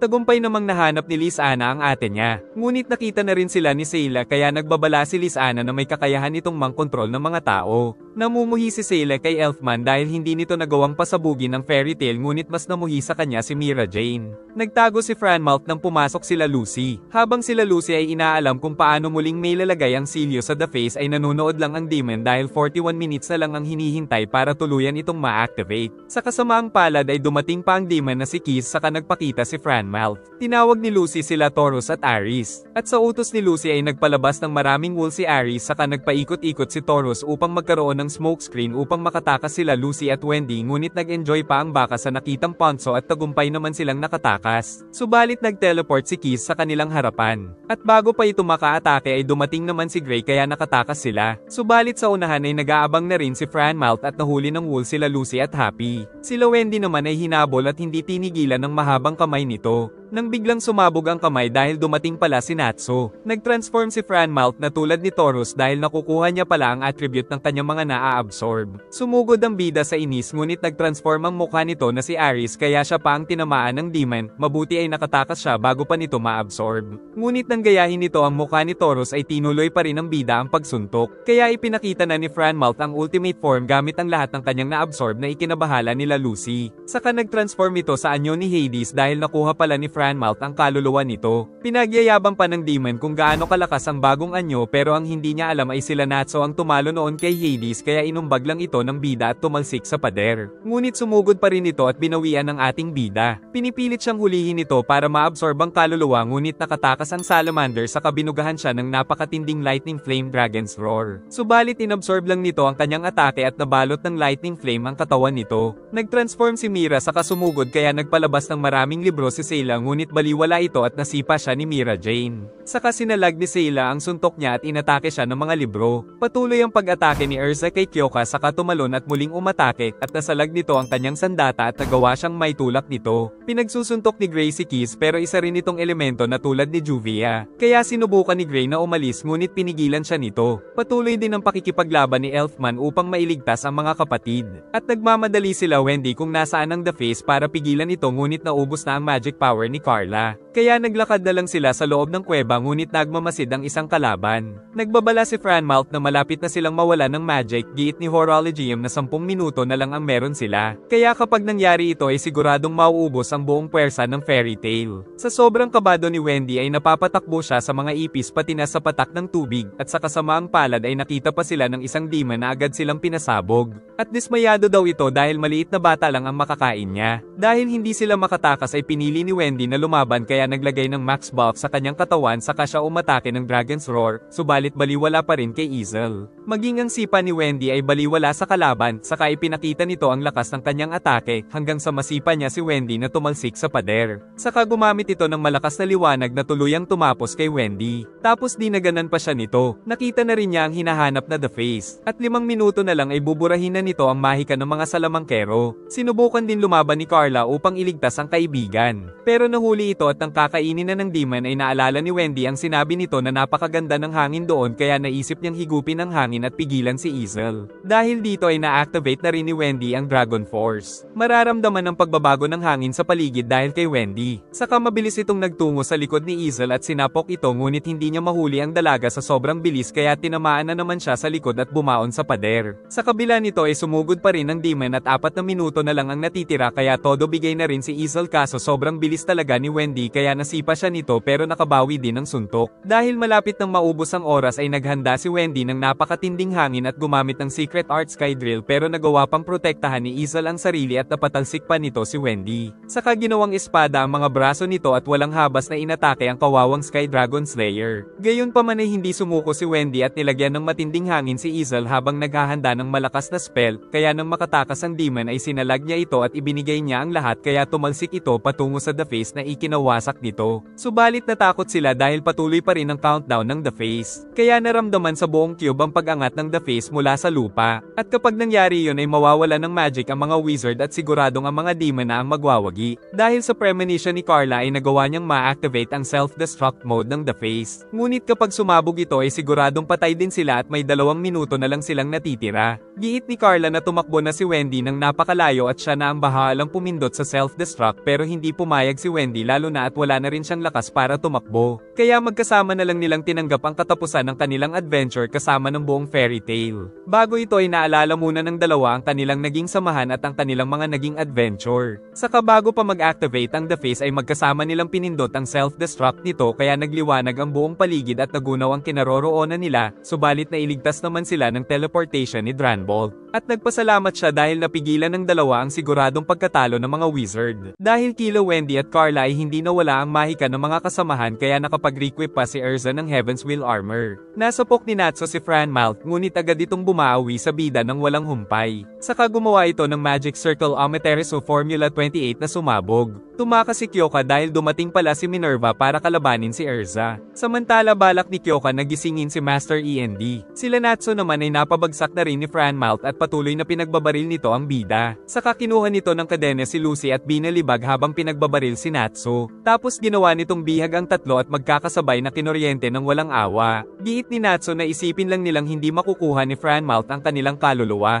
Naisip ni Lucy na pabalikin si Taurus sa spirit world kaya naapektuhan ng demon dahil hinigop niya si Taurus kaya napilitan siyang tanggalin ito sa katawan. Maging si Aris ay tinanggal din ni Franmalt upang hindi siya maisama sa spirit world. Nagkunwari si Lucy na pinapabalik niya rin si Natsu kaya pinakawalan ito ng demon dahil sa pag-aakalang isang spirit din ito. Pero agad na sumugod ang bida at sinuntok ito sa pagmumukha. Saka gumamit ang bida ng maraming bato upang matalo ang demon dahil wala itong kakayahan na ma-absorb ang mga bagay. At nang mawalan ito ng malay ay nakalabas na rin ang maraming kaluluwa na hinigop nito. Kinausap sila ng kaluluwa ni Hades at sinabing hindi pa natatapos ang laban kaya kailangan ng gamitin ni Makarov ang liwanag ng fairy tale. Kaya umalis si Happy para sabihin ito sa Master. Giit naman ni Franmouth na hindi sila namamatay dahil sila ay mga immortal. Patuloy ang labanan nila Sayla at Mira Jane. Si Lysana naman ay inuntog si Lomi. Nagtaka si Sayla kung bakit hindi niya nakokontrol si Mira. Kaya kokontrolan na lang daw nito si Elfman at uutusan niyang magpakamatay. Muling nabuhay si Easel na inis kay Wendy. Kaya nalaman nilang sa mga capsule muling nabubuhay ang mga namatay na demon. Naisip ni Mira na wasakin ang buong lugar pero hinamon pa siya ni Sayla kaya sa isang iglap ay isa-isang nawasak ang lahat ng mga capsule pati na ang kinaroroonan nila Franmouth at Easel. Giit ni Mira na kinontrol niya ang mga tentacles upang mawasak ang mga capsule. Dahil may demon DNA din si Mira ay kailangan talaga nilang maglaban gamit ang pisikal na lakas. Tinanggal ni Sayla ang self-limiter at tuluyang naging demonyo na tinamaan si Mira Jane sa katawan patungo kila Lysana. Sa pangalawang pag-atake ay lumabas ang mata saka nawasak ang paligid sa lakas nito. Giit ni Lomi na walang pag-asang manalo ang mga tao dahil marami pang sikretong itinatago ang Tartaros. Samantala tuluyang nabulag si Jelal ngunit naging kasapi niya na sila Midnight. Pero nagrereklamo pa rin si Racer. Giit ni Eric na may naririnig daw siyang mga sigaw at may hinala siyang malalaman niya kung ano ito kapag sinamahan nila si Jelal. Habang nag-uusap ang Orasyon 6 ay dumating si Rusty Rose para tanungin kung anong ginagawa ni Meldy kasama ang Orasyon 6. Ngunit nais niya nang umalis dahil tila nagbago na si Meldy pero hindi siya pinayagan ng Orasyon 6 hanggat hindi sinasabi ang nalalaman nito. Giit nitong nung natalo daw sila ng fairy tale ay tinapos sila ni Ziref. Pagkatapos nito ay nakita niya muli ang dalawang kasamahan at sumugod sila sa Tartaros nang mabalitaan nilang ito ang pumapatay sa mga kaalyansang Dark Guild. Pinasabog ni Azuma ang mga kawal at si Zancro ay binugahan sila ng Godflame. Saka pumasok ang tatlo at tinanong nila si Kyoka kung bakit tinatapos ng Tartaros ang mga Alliance Guild. Sagot ni Kyoka na Tartaros lang naman talaga ang kasali sa alliance sa mga Dark Guild. Naikinainis naman ng tatlo dahil hindi pala sila kinikilala ni Kyoka bilang mga Dark Mage. Kalaunan ay nag-usap sila sa isang silid. Subalit matapos sabihin ng tatlo ang nais na ibigay sa kanila ang mga Dark Guild na ginawa lang mga kawal ng Tartaros ay lalo silang minaliit ni Kyoka saka pinadama nito kay Rusty Rose ang hindi niya pa nararanasang sakit. Nagsimula na ring maglaho ang dalawa dahil mahikan niya lang pala ito at wala talaga siyang kasama. Sinubukan rin niyang umatake ngunit wala siyang nagawa saka siya pinahirapan ng sobra ni Kyoka. Tapos napansin niya ang isang nakakatakot na nilalang na nagtatago sa dilim. Saka sinabi ni Kyoka na paparating na ang panahon ni Ziref saka siya pinalayas nito. Narinig ni Jelal ang usapan nila tungkol sa panahon ni Ziref na kailangan daw nilang pigilan. Ngunit wala nang balak bumalik doon si Rusty Rose. Subalit si Jelal ay nagpasyang magtungo sa Tartaros pero ayaw ng mga kasama dahil parte pa rin sila ng alyansa ay hindi nila pwedeng baliin ang kapayapaan sa gitna ng mga Dark Guild. Ngunit naglakbay pa rin sila Jelal at Meldy patungo sa Tartaros dahil kailangan nilang mapigilan si Ziref. Nang biglang may umatake ay iniligtas ni Meldy ang kasama kaya siya ang nahuli nito. Si Rusty Rose pala ang may gawa nito dahil nais niyang sumama sa kanya si Meldy upang ipagpatuloy ang Grimoire Heart. Sa kakinawawan ng dalawa niyang likha si Jelal at pinahirapan din si Meldy upang pumayag ito kung hindi ay papatayin na lang daw siya ni Rusty Rose. Subalit hindi pumayag si Meldy dahil bilanggo lang si Rusty ng nakaraan. Ngunit pinakita pa nito ang mga dating kasamahan kaso alam ni Meldy na mga ilusyon lang ang mga ito subalit papatayin na daw nito si Jelal. Pero nakaligtas pa rin sila dahil tinalo pala si Rusty ng Orasyon 6 dahil nagpa siya na ang mga ito na samahan si Jelal sa nais nitong gawin. Gumaling na din ang mga mata ni Jelal at sinabi kay Rusty na kung maisipan itong sumali sa kanila ay tatanggapin siya kahit anong oras. Samantala sa isang silid ay nakaupo ang Tartaros Underworld King na si Mardgear at hawak niya ang libro upang masummon ang master nilang si END. Sugatan sila Mira Jane dahil sa demon na si Sayla. Saka muli itong sumugod gamit ang pambihirang lakas ng mga demonyo at ginamit ang command magic sa sarili upang lumakas at upang wasakin ang katawan ni Mira Jane. Habang si Lysana ay pilit na ipinapanood ni Lomi ang ginagawa sa kanyang ate. Ngunit pinilit pa ring lumaban ni Mira Jane. Kumpiyansa si Sayla na hindi siya makokontrol nito ngunit pinatalsik niya ito dahil naramdamang muntik na siyang makontrol. At naisip niyang mapanganib si Mira kaya kailangan niyang patayin gamit ang Demon Eye upang siguradong tsugi. Ngunit dumating bigla si Elfman at tinamaan ng solid na suntok dahil ito pala ang kinontrol ni Mira upang matalo si Sayla. Nagtungo naman si Kyoka kay King Mard para mag-report ng mga kapalpakan nila. Kaya siya ang pinagbuntunan nito ng inis at mas lalo pa itong pinahirapan. katawan. Sinabi ni Warren gamit ang telepathy na ligtas na si Mira kaya gumaan ang pakiramdam ng mga kasama. Dahil din sa telepathy ay nasabi na ni Happy kay Makarov ang pinapasabi ni Hades na kailangan nilang gamitin ang liwanag ng fairy tale na ang tinutukoy pala ay ang Lumen Histoire. Nang bigla nilang marinig sa telepathy si King Mard na nagbabanta dahil na-hijack niya ang system ni Warren. Saka pinalabas nito ang mga spike ng cube at tinanggal ang gravity kaya nahulog ang mga wizard at sa loob ay hinigop silang lahat ng mga laman dahil naging isang malaking halimaw pala ang cube. Nabiktima ang lahat ng mga nasa loob maliban sa mga 9 demon gates. Ngunit naramdaman nilang isang tao ang nakaligtas at ito ay si Lucy. Nakita ni Lucy ang nangyari sa mga kasama. At sa ibaba ay nabahala ang mga tao dahil sa Monster Cube at nabingi sila sa napakalakas na sigaw nito na nagdulot ng pagkawasak ng mga gusali sa syudad.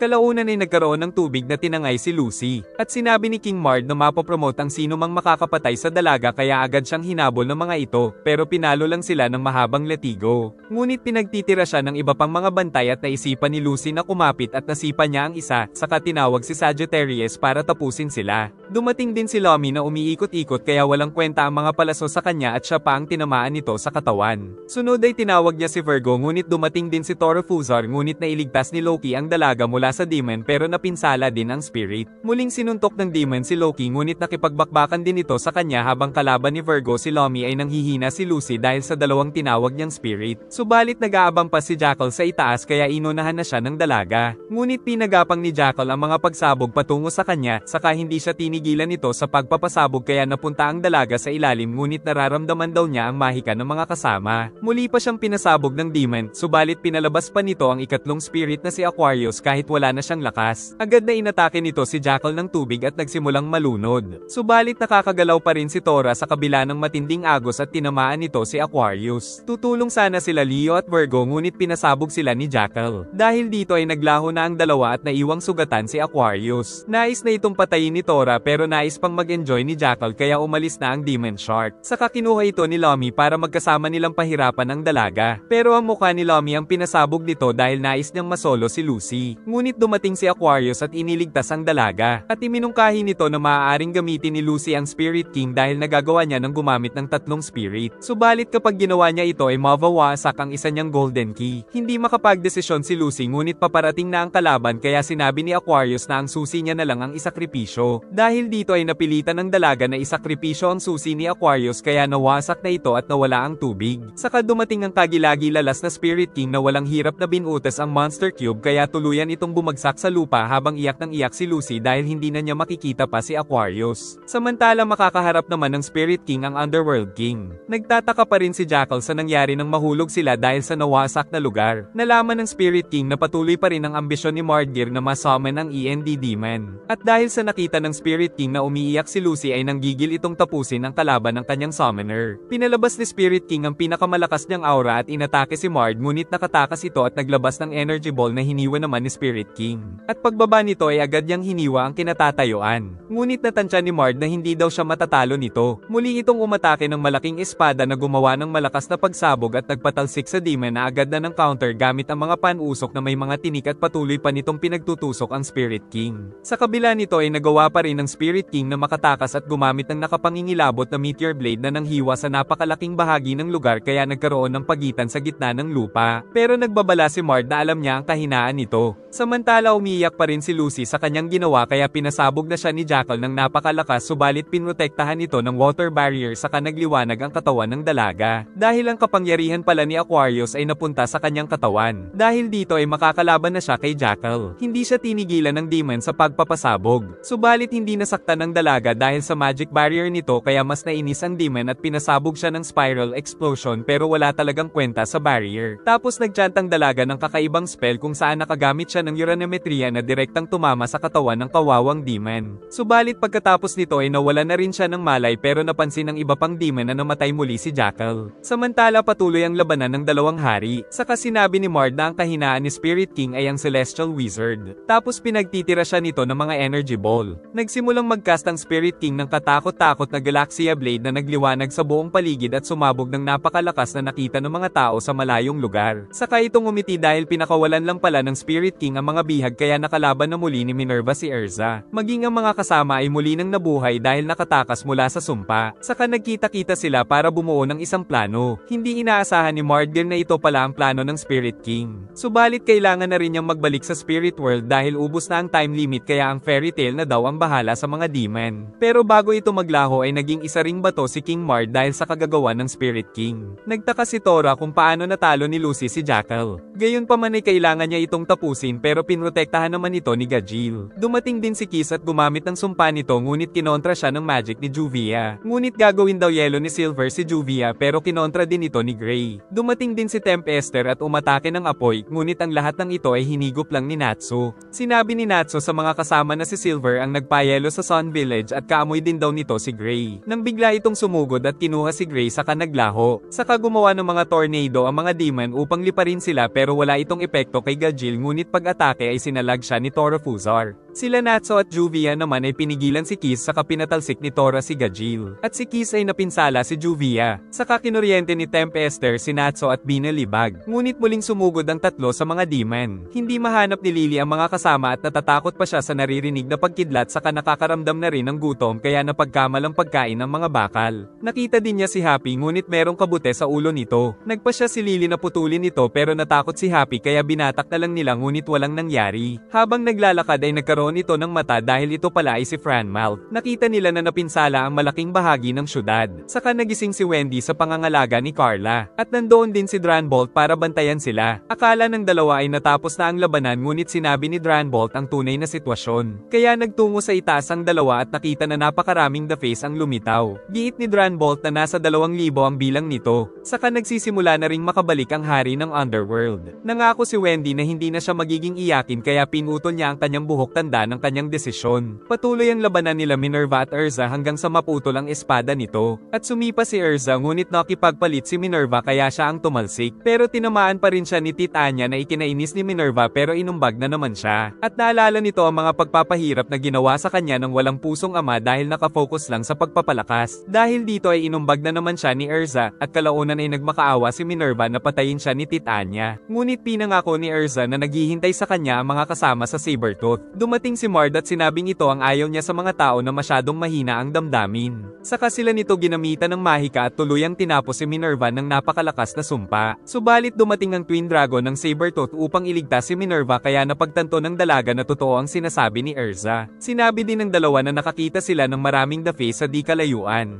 Giit ni Mard na sa isang oras ay maa-activate ang lahat ng mga ito kaya mawawala ang magic sa buong lupain. Pinalubog si Natsu at sinipa ni Tempester kaya umatake siya ng apoy ngunit ginawa lang itong usok ng demon saka nakipagsuntukan. Si Gajeel ay nakipagsabayan at nasaktan siya sa tigas ng katawan ni Tora. Kaya sinuntok niya ito muli ngunit binalibag lang siya ng demon. Umatake ng water slicer si Juvia ngunit naglaho ito. Agad na sumugod ang Twin Dragon upang subukang talunin ang Underworld King. Samantala si Erza ay dinala si Minerva habang gumamit ng Dragon's Roar si Sting ngunit pinabanda lang. Sinuntok din ito ni Rogue pero nahuli siya at binalibag patungo sa kasama saka sila inatake ng maraming cursed energy nito. Gumawa ng tornado si Tempester kaya pinagtitira siya ng bida kaso tinangay pa rin ito at tumalsik siya kay Gajeel at nakuha pa nilang mag-away kaya parehong sinapok ni Tora. Kaya nagkasundo na rin silang sumugod sa mga demon. Dinala ni Silver si Gray sa malayo upang makapag-usap at sinabi na ni Silver na siya ang ama ni Gray. Pero nakita daw ni Gray na pinatay ng Deliora ang kanyang ama. Kaya nagalit si Gray at nagpaulan ng mga espada na pinaglaho lang nito. Saka pinagsusuntok ngunit pinatalsik siya nito ng yelo at pinagtawanan pa ang binata kaya umatake ito kaso naunahan ni Silver. At sinabi nitong nakatadhana daw silang maglaban. Sumugod ang dalawang grupo at ibabalibag sana ang mga demon pero sila ang pinatalsik ng mga ito. Sila Sting at Rogue ay pinagsusuntok naman ng Underworld King hanggang sa tamaan nila ito. Ngunit pinaglalaroan lang pala sila. Nakita na rin nila Happy at Gajeel sila Erza. At nang makita ni Minerva ang kabute ay kinabahan nito sa kanya biglang tinanggal. Dahil nalaman niyang ito ay si Franmouth. Mouth. Kaya gagamitin nila ito kung nasaan ang control room. Muling pinatalsik ng Demon si Gray. At sinabi ng Demon na ginamit niya lang ang katawan ng tatay ni Gray na si Silver upang magkaroon siya ng anyong tao. At nais din daw nitong ubusin ng mga estudyante ni All dahil kinulong siya nito sa yelo ng mahabang panahon dahil ang Demon na kaharap niya ay ang Deliora. Ang alam daw ni Gray ay napatay na nila ang Deliora pero sinabi nitong muli siyang binuhay ng mga kasama. Galit na galit si Gray na inatake si Silver ngunit tinira siya ng maraming yelo at sinuntok nito sa ere. Saka pinaghihiwa ng mga atakeng sinalag naman ng yelo ni Gray ngunit nawasak at tinamaan siya ng malakas na atake. Sa kabila nito ay nakipagpaligsahan siya ng lakas pero napatalsik na naman nito. Ngunit tumalon-talon sa mga yelo si Gray at inatake ng Cold Excalibur ang Demon. Ngunit tinawanan lang ito ni Silver at kinain pa ang espada ni Gray. Saka ipinakita nito ang nakakatakot na aura.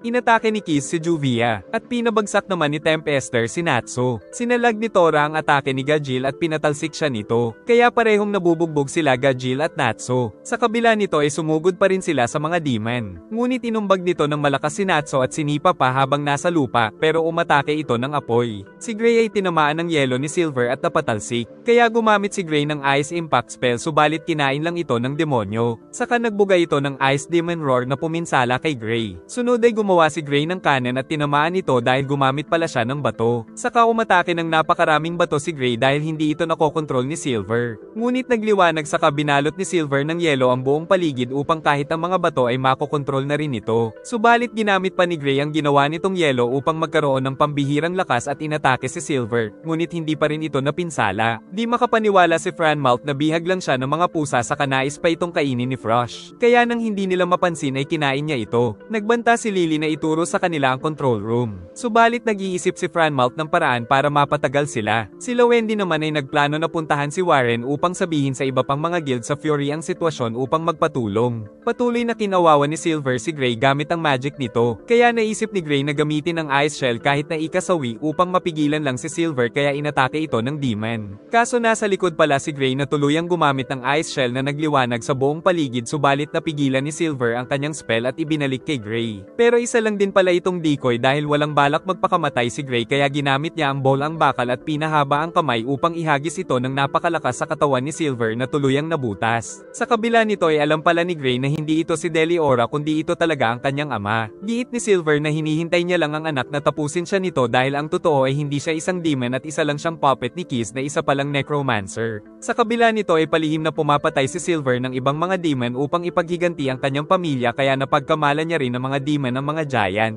Nakahanda na rin daw si Silver na magrebelde sa Tartaros subalit nang mapanood niya si Gray ay naisip niyang hindi siya karapat-dapat na ipaglaban ng kanyang anak at asawa. Nalaman ni Gray na plano pala talagang magpakamatay ng kanyang ama. Sagot nitong matagal naman na siyang patay kaya nais nitong ipadala na siya ng anak sa kanyang ina kaya nilabas ni Gray ang espada. Lumapit ang binata subalit sa kabila ng mga nangyari ay hindi niya pa rin ito magawa. Kaya naman nagyakap na lang ang mag-ama sa natitirang oras nito at sinabing akala nito ay namatay na rin si Gray kasama ng nanay nito. Gamit ang telepathy ay kinausap ni Silver si Juvia na patayin si Kiss dahil kinokontrol nito ang patay na former chairman upang ma-detonate ang libu-libong The Face. Pero alam ni Juvia na pag namatay si Kiss ay maglalaho din si Silver. Patuloy naman ang pagpapahirap kay Natsu ng kanyang kaharap at si Gajil ay nakikipagmatigasan pa rin kay Tora at muntik na si Juvia ng atake ni Kiss. Hinahanap pa rin nila ang control room sa pamamagitan ni Franmouth na sinusubukan sila patagalin. At napakatagal na nilang naglalakbay kaya nainis na si Erza at nais na itong hiwain. Pinaulan na ni Kiss ng atake si Juvia at sinabing alam daw nito ang planong pagtataksil ni Silver pero alam niyang hindi ito magtatagumpay. Umatake si Juvia ng tubig ngunit natalo ng sumpa ni Kiss ang kanyang spell. Sa katuluyan siyang nahuli nito habang si Lucy ay nahuli ng mga alagad ni Kiss ay napatalsik si Natsu. Saka naglabas ng espada ang isang skeleton para patayin si Lucy habang si Juvia ay tuluyang binalot ng kapangyarihan ng necromancer hanggang sa tuluyang maglaho. Subalit nasa loob pala ito ng katawan ng demon dahil nag-anyong tubig sa tamang pagkakataon. Kaya nagkaroon si Juvia ng pagkakataon na pasabugin ang katawan nito mula sa loob kaya naglaho na rin ang mga skeleton at naglaho na rin si Silver na muli lang nabuhay dahil sa necromancy curse ni Kiss. Subalit nakuha ni Gray ang kapangyarihan nito at naging Ice Devil Slayer. Dahil sa ginawa ni Juvia ay nakontaminado din ang kanyang katawan. Pinagsusuntok nila Sting at Rogue ang hari ng Underworld. Sinubukan din nilang sumugod ng isa-isa pero hindi talaga nila matamaan ang kalaban. Umatake si Natsu ng Dragon's Roar na tinangay lang ng tornado ni Tempester. Si Gajil ay sinuntok si Tora ngunit pinabanda nito. Ngunit patuloy na umatake ang Fire at Iron Dragon Slayer. Sa katuluyang nag-transform ang dalawang demon kaya nag-lightning flame na rin si Natsu at si Gajil ay nag-Iron Shadow mode at naghandang magsagupaan. Matapang na sumugod ang dalawang Dragon Slayer at inumbag ang dalawang demon. Saka nagpatuloy si Natsu sa pambubugbog sa demon at ganun din si Gajil sa kanilagyan ito ng bakal tapos umatake si Natsu ng Lightning Flame Roar at si Gajil ay Iron Shadow Roar sa mga kalaban nila. Subalit nang tatapusin na nila ang mga ito ay sila ang nagkatamaan. Bumangon si Tora at nagpalabas ng napakaraming tubig at tinangay sila nito. Naghahanap din sila Macau nang dumating ang itim na tubig kaya napatakbo sila. Nagtataka naman si Levi kung saan ito nanggaling. Sa ilalim ay nagpipigil ng hininga ang tatlo habang ayos lang si Juvia dahil isa rin itong tubig.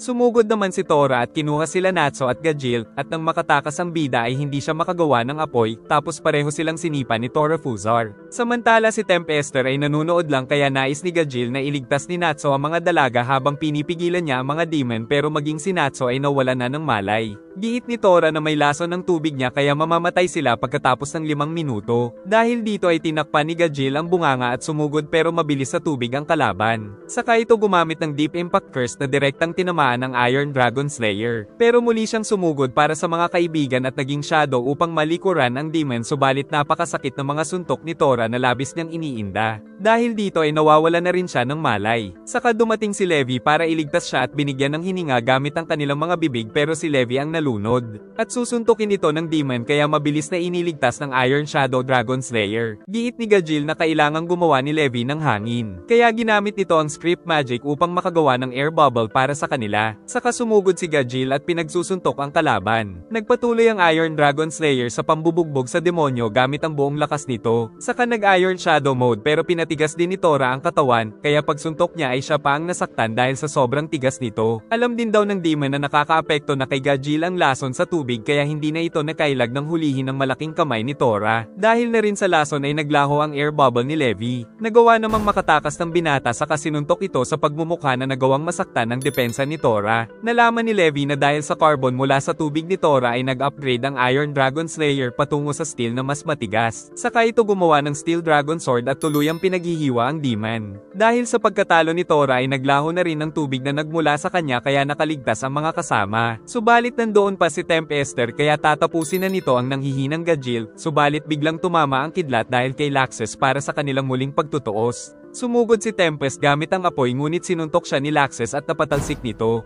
Kaya gumawa ito ng mga tornado ngunit pinaglaho lang ito ni Laxus gamit ang kanyang kidlat. Saka sumugod ang binata at tuluyang winasak ang pagmumukha nito. Gayunpaman ay hindi pa rin natalo ang demon at binato pa si Laxus na kinontra ito ng kuryente kaya inatake pa siya ng maraming bato na pinasabog lang lahat ng Thunder Dragon Slayer. Ngunit nasa harap niya na ang demon na nakipagsuntukan gamit ang mga kapangyarihan nila. Napansin ni Tempest na hinahabol nito ang hininga dahil kontaminado pa rin ang katawan nito ng Bane Particles pero nakakamanghang nakakagalaw na si Laxus kahit na nagdurugo na ang internal organs nito. Nagbuga ang kalaban ng apoy subalit hindi ito umubra sa kasumugod ang binata at buong lakas na sinuntok sa sikmura ang demon. Pero nahihirapan na rin siyang kumilos. At napag-alaman na nasuntok din pala siya ni Tempest. Naisip ng demon na nasa limitasyon na si Laxus kaya ginamit niya na ang aura ngunit pinilit pa rin bumangon ng binata at nangakong tatapusin ang demonyo. Hindi pa rin makagalaw ang mga kasama ni Laxus na nakalanghap ng Bane Particles ni Tempest. Kaya hinahanap nila si Laxus dahil masama pa ang kalagayan nito. Samantala sumugod si Laxus at sinuntok ng malakas ang demon. Saka gumawa siya ng malaking bola ng kidlat at ipinangatake sa kalaban. Subalit nakaligtas pa rin si Tempest sa kanyang atake kaya ito naman ang sumugod gamit ang tornado at inatake pa siya ng bato. Saka nagpatuloy ito sa mga tornado attack na binugahan ni Laxus ng kuryente, ngunit may kasunod pa itong apoy na nagpasabog sa kanya. Sa kabila ng panghihina ay muling sumugod si Laxus kaya pinrotektahan ni Tempest ang sarili hanggang sa masuntok niya ang Thunder Dragon Slayer. Pero hindi nagpaawat si Laxus sa pag-atake kaya napaatras niya ang demon kaso ng counter ito kaya si Laxus ang napatalsik. Saka hinagisan pa siya nito ng malaking bato. Gayunpaman ay naprotektahan pa rin siya ng kanyang mahika. At sa halip na panghinaan ng loob ay mas lalo siyang sumugod at naglabas ng mas malakas na kapangyarihan kaya inatake siya ng maraming bato at labis na napinsala. Kaya tatapusin na siya ng demon at nagsimulang tusukin ang kanyang dibdib. Subalit bigla siyang hinawakan ni Laxus dahil sinadya niya pala ito upang mahuli ang demon at masuntok niya ito gamit ang buong lakas kaya tumalsik ang dugo nito sa sa damit ni Laxes. Saka inutos niyang dalhin ito ni Gajil kay Polochka upang makagawa ng antidote. Malungkot man si Makarov dahil nawasak ang guild ay wala siyang panahon para panghinaan ng loob. Hindi iniwan ni Gajil si Laxes dahil sa masamang kalagayan nito. Ngunit sa kasamaang palad ay muli pang bumangon si Tempester dahil siya lang daw ang may kakayahang mag-self-regenerate sa mga demon. At ang tanging paraan lang para mapatay siya ay isang napakalakas at mapaminsalang atake pero alam niyang wala na daw lakas ang mga wizard.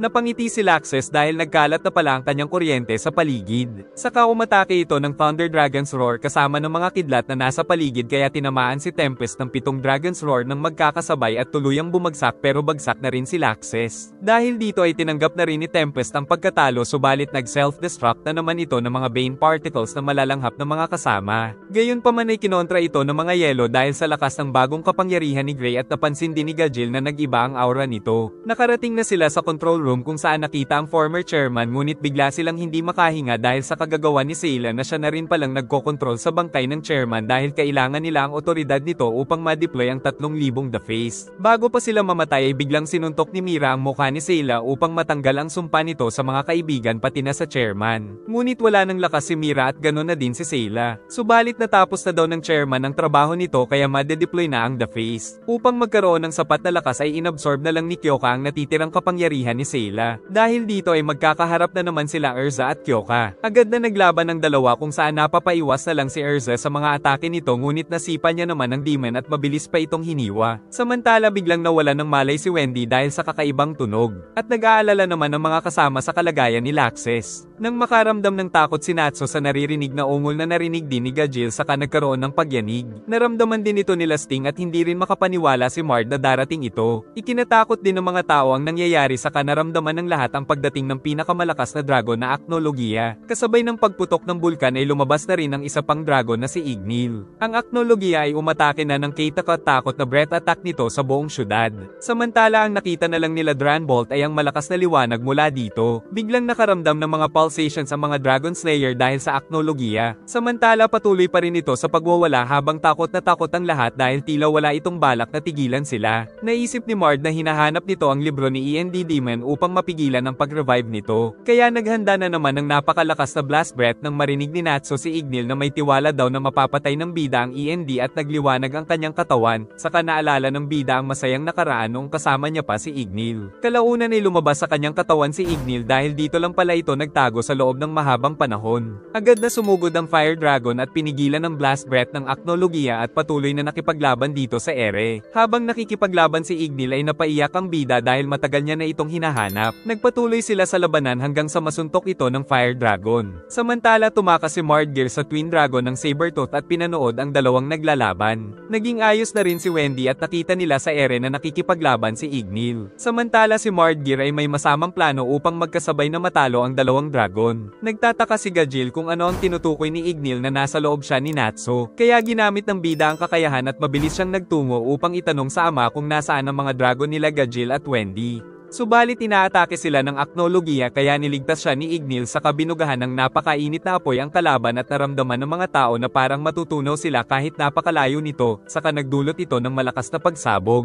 Sa kabila nito ay hindi nasaktan ng Acnologia na ikinatakot ng lahat dahil hindi na nila alam kung paano ito matatalo. Giit ni Ignil na nakakasagabal sa kanya si Natsu kaya mamaya na lang daw sila mag-usap, sa halip ay ipinag-utos nitong kunin nito ang libro ng END mula sa King of the Underworld. Kaya inihagis na siya ng ama patungo kay Mard. Saka inihanda ang naga-apoy na kamao na sinalaglang ng demon ng isang kamay. Ngunit may kasunod itong sipa kasabay ng pagsipa ni Ignil sa Acnologia kaya tumalsik ang mga kalaban. Sumugod muli ang bida kaya nagpalabas ng mga baging si Mard pero walang tumama at magkasabay na naman na sumuntok ang dalawa sa mga kalaban nila. Kalaunan ay pinag-utos ni Mard kay Kyoka na gumamit ito ng body link sa Lacrima upang ma-detonate nila ng mas maaga ang mga The Face upang ma-drain ang mga magic power ng mga wizard at ng mga dragon at dito rin nila kukunin ang kapangyarihan upang may summon si END mula sa libro. Subalit ikakasawi din pala ito ni Kyoka pero hindi pa rin siya tumanggi dahil sa kanyang katapatan sa hari ng Underworld, kaya pinahaba niya ang mga kuko upang magtungo sa Lacrima at gumamit ng body link kaya lumitaw ang mga The Face sa buong kontinente. Dahil dito ay kailangan nilang patayin si Kyoka bago pa magkaroon nagkaroon ng pagkakataon na mag-force detonation ng mga The Face, ngunit mabilis itong sumugod at napinsala si Erza. Dahilan para mawasak ang espada nito pati na ang armor. Agad namang nagpalit ng armor ang dalaga at sumugod ngunit inatake siya ng demon, napansin na mas lumalakas ang kapangyarihan nito, kaya walang magawa si Erza kundi ang umilag sa mga ito hanggang sa mawasak na naman ang kanyang armor at espada. Kaya nagpalit siya ng Heaven's Will pero tinamaan siya kaagad ng atake ni Kyoka at patuloy itong nagwala kaya naapektuhan din ng mga kasama doon. Gumamit ng Blast Breath ang Acnologia kay Ignil kaya bumawi din ng Fire Dragon King. Saka nagtagisan sila ng mga kapangyarihan sa ere at nagdulot ito ng mala atomic bomb na pagsabog na ikinatakot ng mga kasapi ng Fairy Tail. Sa kabila nito ay nagpatuloy pa rin ang dalawa sa bakbakan hanggang sa mag-dive sila sa lupa na nagdulot ng kalamidad.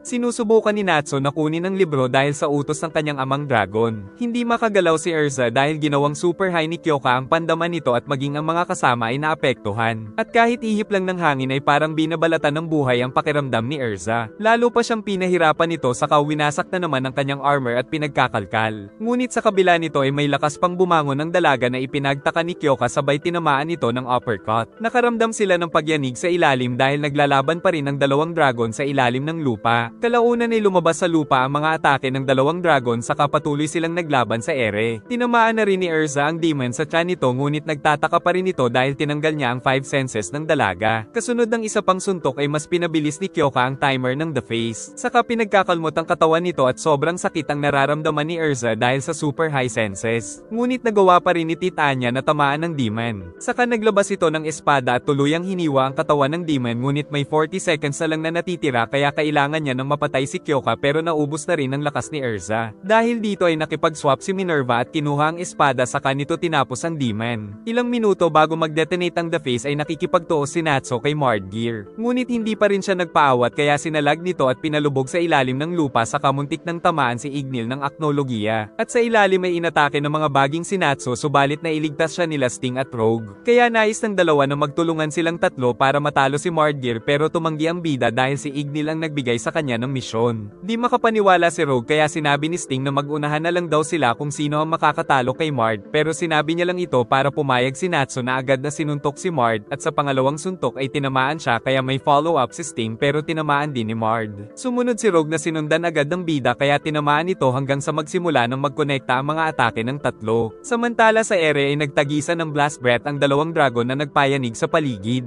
Habang sa malayo ay nanunood lang sila Wendy sa labanan nila ay nagtataka sila kung sino ang dragon na kalaban ng Acnologia sa kahinanap na nila ang mga kasama. Napaligiran naman ni Lummy sila Elfman kaya pinagtulungan nila ni Lysana ang mga ito. Maging sila Jet at Roy ay lumaban din gamit ang mga kakayahan. Upang madala nila ang mga kaibigan ay pinilit ni Levi na buhatin si Laxes at kinilig siya ng tulungan ni Gajil. Nahanap ni Lucy sila Elfman at sinabi sa kanila ang buong sitwasyon na tila pumapabor sa kanila. Habang yumayanig sa ere dahil sa mga dragon ay umupo si Mardgear sa trono at naramdaman nilang seryoso na ito kaya mas madaming baging ang pinalabas upang mahuli sila kaya lumipad si Natsu at sinugod ito pero pinatalsik lang siya. Tapos pinasabog niya ng sabay ang Twin Dragon. Muli namang umatake ang bida ngunit nakangiti pa ang demon kaya tumakas siya gamit ang Dragon's Roar. Saka naglabas ang dalawa ng kanilang mga kapangyarihan upang maghanda ng Unison Raid na direktang ipinang-atake sa King of the Underworld subalit tila hindi ito nasasaktan sa kanilang mahika. At sa halip ay hinigop lang ito ng kalaban. Mula sa likod ay sumuntok si Natsu ng Lightning Flame Dragon Firing Hammer kaso nawala ang mahika niya kaya binalibag lang siya nito. Nalaman nilang hindi magagawang sabihin ni Warren sa lahat ng wizard sa kontinente na pigilan ang libu-libong The Face dahil hanggang 5 kilometro lang ang limitasyon niya.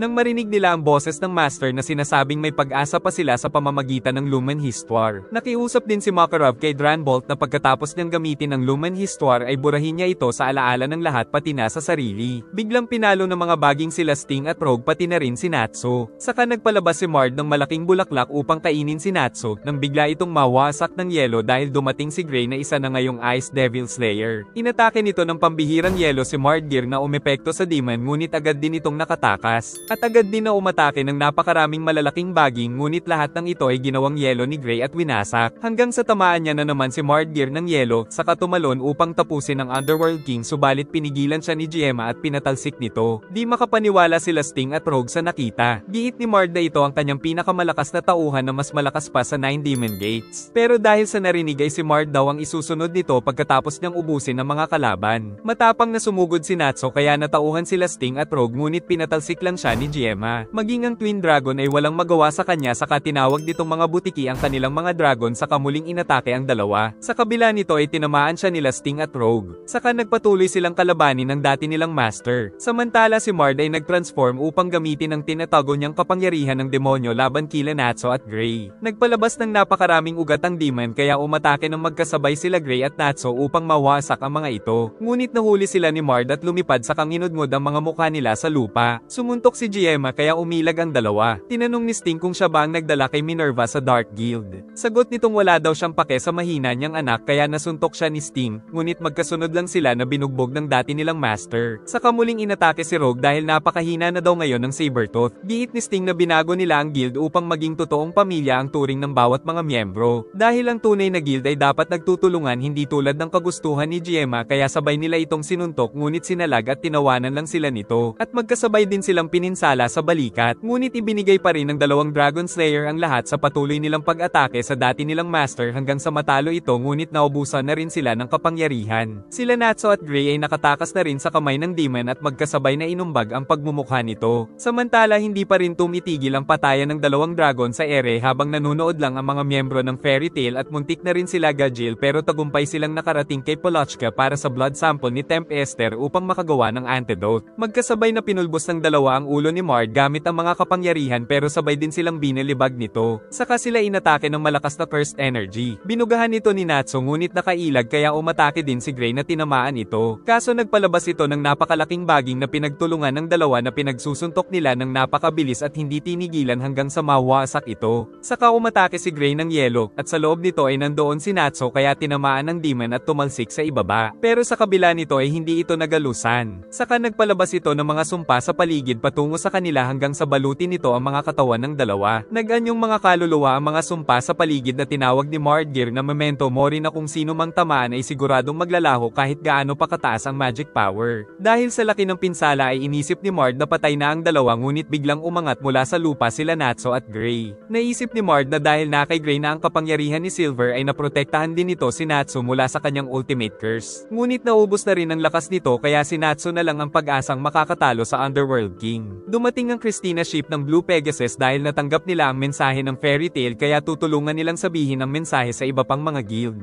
Dumating na rin ang Mermaid Hill upang tumulong na wasakin ng mga The Face. Maging ang Lamia Scale ay naghanda sa pagwasak ng mga ito dahil natanggap na rin nila ang mensahe ng Fairy Tail. Ang Quattro Cerberus ay nagsimula ng umatake sa isang The Face gamit ang mga kakayahan ngunit napakatibay nito. Maging ang mga member ni Sting ay dumating upang tumulong sa misyon na wasakin ng mga ito pero hindi man lang nagasgasan. Nagawa namang mapatalsik ni Natsu si Mard ng napakalayo kaya nagtaka din ang demon sa lakas nito ngunit patuloy pa siya nitong binugbog gamit ang Hidden Fire Form saka umatake ng Crimson Lotus Phoenix Blade na nagpatalsik sa demon hanggang sa tumama sa isa pang bato. Naubos na ang lakas ni Natsu kaya kinuha siya nito upang ibalibag ngunit sa ibaba ay tinira siya ni Gray gamit ang Devil Slayer magic nito na direktang tumama sa katawan ng demon kaya nagyelo ito at labis na nasaktan ng mahika na pangontra sa kanya. Kasabay nito ang pagtapos ni Erza kay Kyoka at ang pagsaksak dito ni Minerva. Subalit nag-activate pa rin ng The Face kahit napatay na nila si Kyoka. Nakuha na rin ni Gray ang END book ngunit ayaw niya itong ibigay kay Natsu dahil nais niya na itong wasakin. Sa kasamaang palad ay maglalaho na ang mahika sa buong mundo dahil sa epekto ng The Face. Agad na naramdaman ng mga miyembro ng Fairy Tail ang panghihina at pagkawala ng kanilang mga mahika.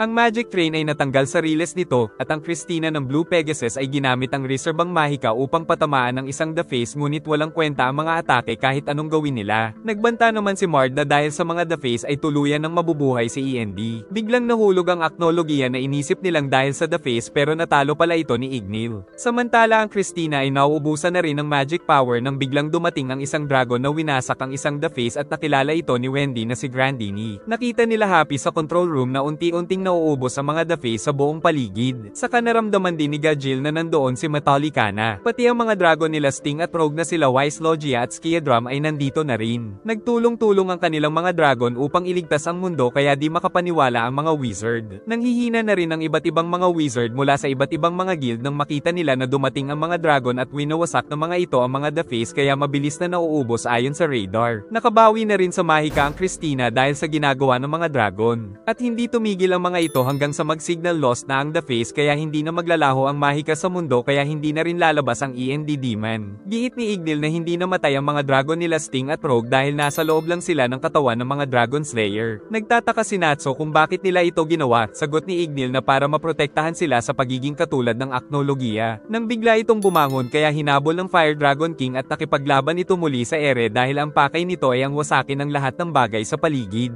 Biglang nawala ang libro kay Gray dahil kinuha pala ito ni Zeref na siyang may akda nito. Saka walang hirap niyang nilagay ang Underworld King sa libro ng END at kasama nitong sinunog dahil hindi na daw niya kailangan ng mga ito. At nais din daw malaman ni Zeref kung sino ang mananalo sa dalawang dragon na naglalaban. At dahil tila laro lang lahat kay Zeref ay hindi niya tinapos ang dalawa saka ito naglaho. Hindi pa rin natatapos ang bakbakan ng dalawang dragon ngunit nakakawawa si Ignil. Kaya habang may panahon ay sinabi nito na pumasok sila sa katawan ng mga Dragon Slayer upang mapigilan ang pag-transform nila sa isang dragon tulad ng aknologiya, kaya abala sila sa paggawa ng antibodies hanggang sa lumabas na sila ngayon dahil sa pagkakataon na kalabanin ng aknologiya. Nais pang tulungan ni Natsu si Ignil subalit tuluyan nang natapos ang laban ng dalawa at ang labis na napuruhan ay ang Fire Dragon King. Kaya naalala ni Natsu ang kanyang kabataan na kasama ito kung saan ito rin ang nagturo sa kanya ng Dragon Slayer technique. Samantala sa kasalukuyan ay tuluyan na itong sumabog sa harapan ng ating bida. Dismayado si Makarov dahil wala siyang lakas ng loob na gamitin ang Lumen Histoire. Giit ni Mavis na hindi pa kasi ito ang tamang panahon. Natapos na rin sa wakas ang labanan at ang mga dragon na lang ang natira. Sinabi ng mga dragon na ngayong lumabas na sila sa katawan ng mga Dragon Slayers nila ay hindi na sila makakabalik pa kaya kailangan na nilang magpaalam at ngayon ang pinakahuling demonstrasyon nila ng kanilang kapangyarihan. Naisip ni Natsu na sana ay naging proud sa kanya si Ignil dahil sa kanyang mga accomplishment bilang isang fairy tale wizard. Tuluyan na ngang nagpaalam ang mga dragon sa kanila hanggang sa maglaho ang mga ito pero nangako silang patuloy na babantayan ang mga Dragon Slayer. Kinausap din ni Ignil si Natsu na tatagan nito ang loob at gawin pa siyang mas proud sa mga makakamtan pang mga pagpupunyagi bilang isang wizard kaya nangako ang bida na balang araw ay siya ang tatalo sa aknologiya. Matapos ang mga pangyayari ay napakalaking pinsala ang naidulot nito sa bayan ng Magnolia ngunit nagsimula na rin agad ang mga tao na muling isaayos ang lugar. Si Gray ay nasa puntod ng kanyang mga magulang nang dumating si Juvia na sinundan pala siya dahil nais nitong humingi ng tawad sa pagpatay niya sa necromancer na nagkokontrol kay Silver kaya naglaho ito. Subalit niyakap lang siya ni Gray dahil nararapat lang ang kanyang ginawa. Samantala habang nagpapahinga si Erza ay napadaan si Jelal at nangakong balang araw ay sila ang tatapos kay Zeref na pinagmulan ng lahat ng kaguluhan sa mundo lalo na at marami na siyang malalakas na kasapi sa crime source si Ere. Si Minerva ay nagbalik na rin sa Sabertooth na ikinatuwa ng mga kasama. Nagtungo si Dranbolt kay Makarov para sabihin tinanggal niya na ang alaala ng mga tao tungkol sa Lumen Histoire. Giit ng Master na tapos na ang kanyang misyon kaya magbalik na siya sa fairy tale dahil miyembro pala talaga siya ng guild at tinanggal niya lang ang sariling alaala upang makapasok siya sa council ngunit hindi pa rin makapaniwala ang lalaki. Samantala nakabalik na sa apartment si Lucy at nakakita ng isang liham mula kay Natsu na maglalakbay daw sila sa tren kaya nagmadali siyang sundan ito dahil alam niyang kailangan siya ng ating bida. Pagkatapos ng digmaan sa Magnolia ay magkakaroon na naman ng Grand Magic Games sa Crocus. Dito na rin sa Crocus lumipat si Lucy ng bagong apartment dahil nawasak ang Magnolia sa digmaan. Agad na nagsimula si Lucy sa kanyang morning routine sa bago niyang tirahan. Samantala magsisimula na ang Grand Magic Games para sa taon na ito kaya nagmamadali ang dalaga at muntik na siyang hindi pinapasok dahil hindi niya mahanap ang gate pass. Nang magsimula ang palaro ay mga bagong mga guild lang ang kasali. At dito ay nagtatrabaho pala si Lucy na isang reporter upang kumita ng salapi dahil mag-isa na lang siyang namumuhay ngayon dahil na-disband na ang kanilang guild na fairy tale kaya sinagad niya na ang career sa pagiging model. Pero mas nais daw niyang maging isang writer kaya si Jason na daw ang bahala na makiusap sa kanilang kumpanya. Kaya nagsikap si Lucy na maging isang magaling na writer na kanyang dream job. Isang araw ay inakala niyang si Natsu ang nakasalubong. At maging si Jason ay hindi rin nasisiyahan sa mga kalahok ngayong taon dahil wala ang fairy tale. Pag-uwi naman ni Lucy ay nangangalap pa rin siya ng impormasyon upang mahanap ang kanyang mga guildmates. Kinabukasan ay same routine na naman ang ginawa ng dalaga at pagtungo sa Coliseum ay hindi niya maramdaman ang excitement kahit nasa final round na ng laro. Dahil simula pa lang ay alam niya na daw na ang Skarmion Guild ang mananalo dahil nagpipigil lang daw ng lakas ang mga ito. Kalaunan ay dumating ang isang intruder na naramdaman ni Lucy na may malakas na kapangyarihan kaya sinabi sa kasama na magsagawa ng evacuation. Tinanong nito kung sila ba ang pinakamalakas na guild sa Fury saka gumamit ito ng apoy dahil isa daw siyang challenger. At sa muling pag-atake ay sobrang init na ng Coliseum kaya natutunaw na rin ang kanilang mga damit dahil ito pala ay si Natsu. Dumating si Happy at sinabing nais daw nitong kalabanin ng mananalo sa tournament kaya pinagtulungan siya ng buong guild pero walang kwenta ang mga ito para sa ating bida. Samantala labis na tuwa ang naramdaman ni Lucy nang makita ang kasamahan. Matapos ang panggugulo ni Natsu ay pinalaya lang siya ng hari na hindi maintindihan ng Royal Guard. Nais ni Dalton na parusahan nila ito ngunit giit ng prinsesa na malaki ang utang na loob nila dahil ang fairy tale ang nagligtas sa Fury mula sa pagkawasak. Kalaunan ay nagmakaawa ang tinalo niyang guild na maging kasapi siya pero tinakot lang sila ng bida. Ngunit gutom gutom na pala sila Natsu kaya ililibre daw sila ni Lucy. Kaya tuwang-tuwa ang dalawa dahil ngayon lang sila ulit nakakain ng masarap. Isinumbong ni Happy ang mga pinaggagawa ni Natsu dahil noong wala na silang makain ay kinalaban nito ang ibang mga wizard na napagbintangan nilang nanguha ng isda ni Happy kung saan mabilis niya lang na tinalo ang bawat isa sa mga ito. Ngunit ayaw magpaawat ng bida kaya sa kanyang pagsuntok ng malakas ay naging abo din ang kanilang isda. Pagkatapos nilang kumain ay sinabi na ni Lucy na nadisband ang kanilang guild pagkaalis nila kaya labis na nanlumo ang dalawa. Nawala din daw si Makarov at ang mga kasamahan sa guild ay nagkanya-kanya na ng landas. Kaya pansamantala munang nanirahan ng dalawa sa apartment ni Lucy sa Crocus upang malinisan ang mga katawan. Giit ni Natsu na nakita rin daw nila si Gildart sa kanilang paglalakbay na kinalaban niya pero pinatalsik na naman siya nito. Kaya muli silang naglaban at napaatras na ito ng bida kaso kinain siya ng halimaw at pareho silang pinatalsik at nawasak ni Gildarts ang buong bundok. At nang magpaalam na sila ay nagkapalit pa sila ng bag ni Gildarts kaya napaiyak na lang ang matanda dahil wala ang mga magazine niya na nakita ni Natsu sa kanyang bag. Dahil dito ay hinanap sila ni Gildarts at binugbog si Natsu. Pagsapit ng gabi ay naboring ang dalawa kaya balak mag-drawing sa mukha ni Lucy. Saka nakita nila ang research board ng dalaga dahil hinahanap din ito ang mga kaibigan. Kinabukasan ay merong army sa harap ng apartment dahil kila Natsu. Kaya napilitan silang tumakas sa mga ito at nang itanong ni Lucy ay gumawa pala si Natsu ng fairy tale signal sa palasyo ng hari kaya ipinahanap nila ang salamander. Nagtago sila sa bundok nang may dumating na malaking baboy ramo na nais silang kainin pero walang pake si Natsu ngunit nang sinabi ni Happy na masarap ito ay sinuntok ito ng ating bida. At hindi nga sila nagsisi dahil napakasarap ng karne pero the best pa rin ang isda para kay Happy. Hindi makapaniwala si Lucy sa kanilang mga pinagdaanang labanan. At tingin ni Happy na malupit ang master sa pagdisband ng kanilang guild ngunit tingin nila Natsu at Lucy ay may magandang dahilan ang master. Kinabukasan ay nagtungo sila sa Tuli Village. Nang maalala ni Natsu ang clock tower na winasak niya dahil naayos na ito ngayon. Ngunit nais niya ito muling wasakin para masubukan ang kanyang training kaya pinigilan ng dalaga. Kaya si Lucy na lang ang niyaya niya ng duelo at sinabi naman ng dalaga na nagsasagawa din siya ng secret training nang biglang magbuga ng apoy ang bida hanggang sa tamaan nito ang mga magnanakaw na bandido. Giit ni Lucy na hindi niya rin alam kung nasaan ang mga kaibigan pero alam niya kung nasaan ang Lamia Scale. Samantala nagsasagawa ng mga performance ang Lamia Scale para kumita ng salapi. Ngunit paglabas ni Toby ay napakapangit ng performance nito kaya pinalabas ni Leon. Ang master nila ay sinubukan ding sumayaw at mangakit pero nandiri ang mga tao. Kalaunan ay nakita nila Natsu na kasapi na rin ng Lamia Scale si Wendy kung saan naging mga singing idol sila ni Sheria. Saka lumapit ang isang babaeng pusa na hindi nila kilala. Samantala nagmamasid lang ang mga masasamang loob na kalaban ng Lamia Scale. Ngunit pagkatapos ng performance ay hiyang-hiya si Wendy sa kanyang ginawa. Nang dumating ang tatlo ay tuwang-tuwa si Wendy saka kinuha siya ni Natsu para bumalik sa fairy tale. Nalaman nilang nagkaroon pala ng bagong council at umalis din si Jura sa kanila para sumali dito. Niyaya ni Natsu si Wendy na hanapin ang master nila ngunit giit ni Wendy na kasapi na siya ng Lamia. Sinabi naman ni Leon na alam nilang darating ang pagkakataon na ito at nalaman nilang si Charles pala ang taong pusa na nakita nila kanina na nagbalik na rin sa normal na anyo nito. Kaya pag-uwi ay hindi makapaniwala sila Natsu kaya kiniliti na lang niya ang paa ni Lucy at nasapok nito. Saka nagpa siya ang bida na kidnapin na lang si Wendy. Kalaunan ay nagkaroon ng mga pagsabog sa buong syudad. At nag-alala si Lucy kay Leon ngunit ginawa niya lang yelo ang halimaw saka nalaman nilang ginagamit ng rival nilang guild ang mga halimaw upang manggulo sa bayan dahil sinasamantala din ng mga ito na wala doon si Jura. Nais din lumaban ni Natsu subalit pinigilan siya ni Sheria dahil nais daw nilang iligtas ang sariling guild. Kaya umuusok pa ang mukha ng bida habang napakaraming halimaw ang dumating ngunit walang takot na sumugod si Natsu kaya tumalsik ang mga ito. At mabilis niya lang din na natalo ang isang giant ogre at tumakbo patungo kay Happy. Sa itaas ay nakita nila Sheria ang napakaraming halimaw. At nang makita ang rival nilang guild ay mabilis silang nagpahulog at binanata ng mga pangit. Saka sabay silang gumamit ng Sky Roar spell sa mga ito. Tapos si Carla ay sinipa ang isa pang pangit na nagpamangha kay Happy. Nagtulungan sila Sheria at Wendy na kalabanin ng mga ito. Samantala hindi mapigilan si Natsu ng mga halimaw. Tinawag ni Lucy si Loki saka nag-transform ng Leo form dahil may kakayahan na siyang gamitin ang magic ng mga celestial spirit. Sumugod ang tatlong halimaw kay Leon na ginawa nitong mga yelo. Saka pinagtulungan nila Toby at Yuka pati na ng master ang mga ito. Pati sila Loki at Lucy ay nakipaglaban sa mga halimaw habang sila Wendy at Sheria naman ang tumatalo sa Orochifen Guild na may kagagawa nito nang muntik na silang tamaan ng atake. Napansin ni Blue Note na parang nakita niya na dati si Wendy saka nito ginamit ang napakalakas na kapangyarihan sa buong paligid. Nakilala din siya nila Wendy saka gumamit ito ng gravity para hindi sila makatakas. Una nitong kinuha si Sheria ngunit kinuha din ito ni Natsu na sa kabila ng gravity ay nagagawang tumayo ng normal. Ngunit hindi naaalala ni Natsu si Blue Note. Naikinagalit nito kaya gumamit ng mas matinding gravity sa paligid saka sumugod ngunit baliwala kay Natsu na pinaakyat pa ang lupa sa pamamagitan ng kanyang apoy. Dahil dito ay gumawa na pinagdaanan ng black hole si Blue Note subalit binugahan siya ni Natsu ng napakatinding fire breath nito na ikinatakot nila Orochi dahil pinabagsak lang ang pinakamalakas nila kaya sumuko na lang ang mga ito. Magkasama ang dalawa kung saan sinabi ni Sheria na kailangan ng bumalik ni Wendy sa totoo niyang guild na Fairy Tail pero nangako na kahit magkaiba sila ng guild ay magiging magkaibigan pa rin sila. Kaya kinabukasan ay nagpaalam na sa Lamia Scale sila Wendy at Carla upang samahan sila Natsu na hanapin ang mga guildmates. Sunod nilang destination ay sa bayan ng Rainbringer upang hanapin naman si Juvia. Nang makarating sa bungad ng village ay hindi nga tumitigil ang pag-ulan sa bahagi nito. Pagpasok nila sa lugar ay naamoy kaagad ni Natsu si Juvia. Agad na lumapit ang dalaga dahil akala niya ay si Gray ang dumating. At nang makita sila nito ay nawalan siya ng malay. Kaya ipinasok nila ito sa pinakamalapit na bahay upang alagaan. At sinabing silang dalawa lang daw ni Gray ang nakatira doon. Ngunit isang araw ay palagi na daw siyang iniiwan mag-isa ni Gray hanggang sa hindi na ito bumalik pero pinili pa rin daw niyang maghintay ng mag-isa. Dahil naawa si Natsu ay siguradong hahanapin niya daw si Gray pati na ang mga kasamahan upang mabuo muli ang guild. Kalaunan ay naamoy din ng bida na malapit sila sa Sabertooth. Samantala nagpupulong ang bagong Dark Guild na Avatar Black Magic Cult na sinasamba si Ziref at isa sa miyembro nito ay si Gray. Dahil ayaw gumaling ng lagnat ni Juvia ay nagmadali sila Natsu na hanapin si Gray. Nakarating sila sa Sabertooth at binati sila ng mga miyembro nito nang makita nilang tumaba na si Sting. Nang malaman ni Natsu na umalis sila Frosh at Rogue ay nagmadali ito upang hanapin sila. Nang makita ni Natsu si Rogue ay kinuha niya ito upang kausapin. Nalaman ni Lucy kay Minerva na nagkaroon pala sila ng eating contest kaya tumaba ng sobra si Sting. At hindi rin sila sumali sa Grand Magic Games dahil boring daw kapag wala ang Fairy Tail. Saka humingi rin ng tawad si Minerva sa ginawa niya noon kay Lucy. Nais ni Natsu na siya na ang gumawa ng misyon na gagawin sana nila Rogue pero ibibigay pa rin sa kanila ang reward money basta wag lang daw silang aalis ng bayan. Saka kinuha nito sila Happy at Lucy upang gawin ang misyon. Dahil pinoprotektahan pala sila ni Natsu upang hindi maging masama si Rogue sa future at hindi na maulit ang pagdating ng mga dragon. Kalaunan sa gubat ay naisip ni Lucy kung kasapi na ba si Gray sa bagong Dark Guild. Giit ni Natsu na nalaman niya kasi sa future Rogue na magiging kalaban nila si Gray at ito ang magiging dahilan ng pagiging masama ng present Rogue kaya niya kinuha ang misyon upang mapigilan ito. Samantala ang Avatar Guild ay nag-iisip kung paano nalaman ng Council ang tungkol sa kanilang planong purification kaya naisip nilang may spy at napagbintangan pa si Gray dahil dati siyang miyembro ng Fairy Tail. Depensa ni Gray na ang tanging pakay niya lang ay ang END book dahil nais niyang matalo ang demon na nilalaman nito. Kalaunan ay nahanap na rin nila Natsu ang base ng Avatar. Samantala pinangungunahan nila Gajil at Lily ang militar dahil naging mga council officer pala sila.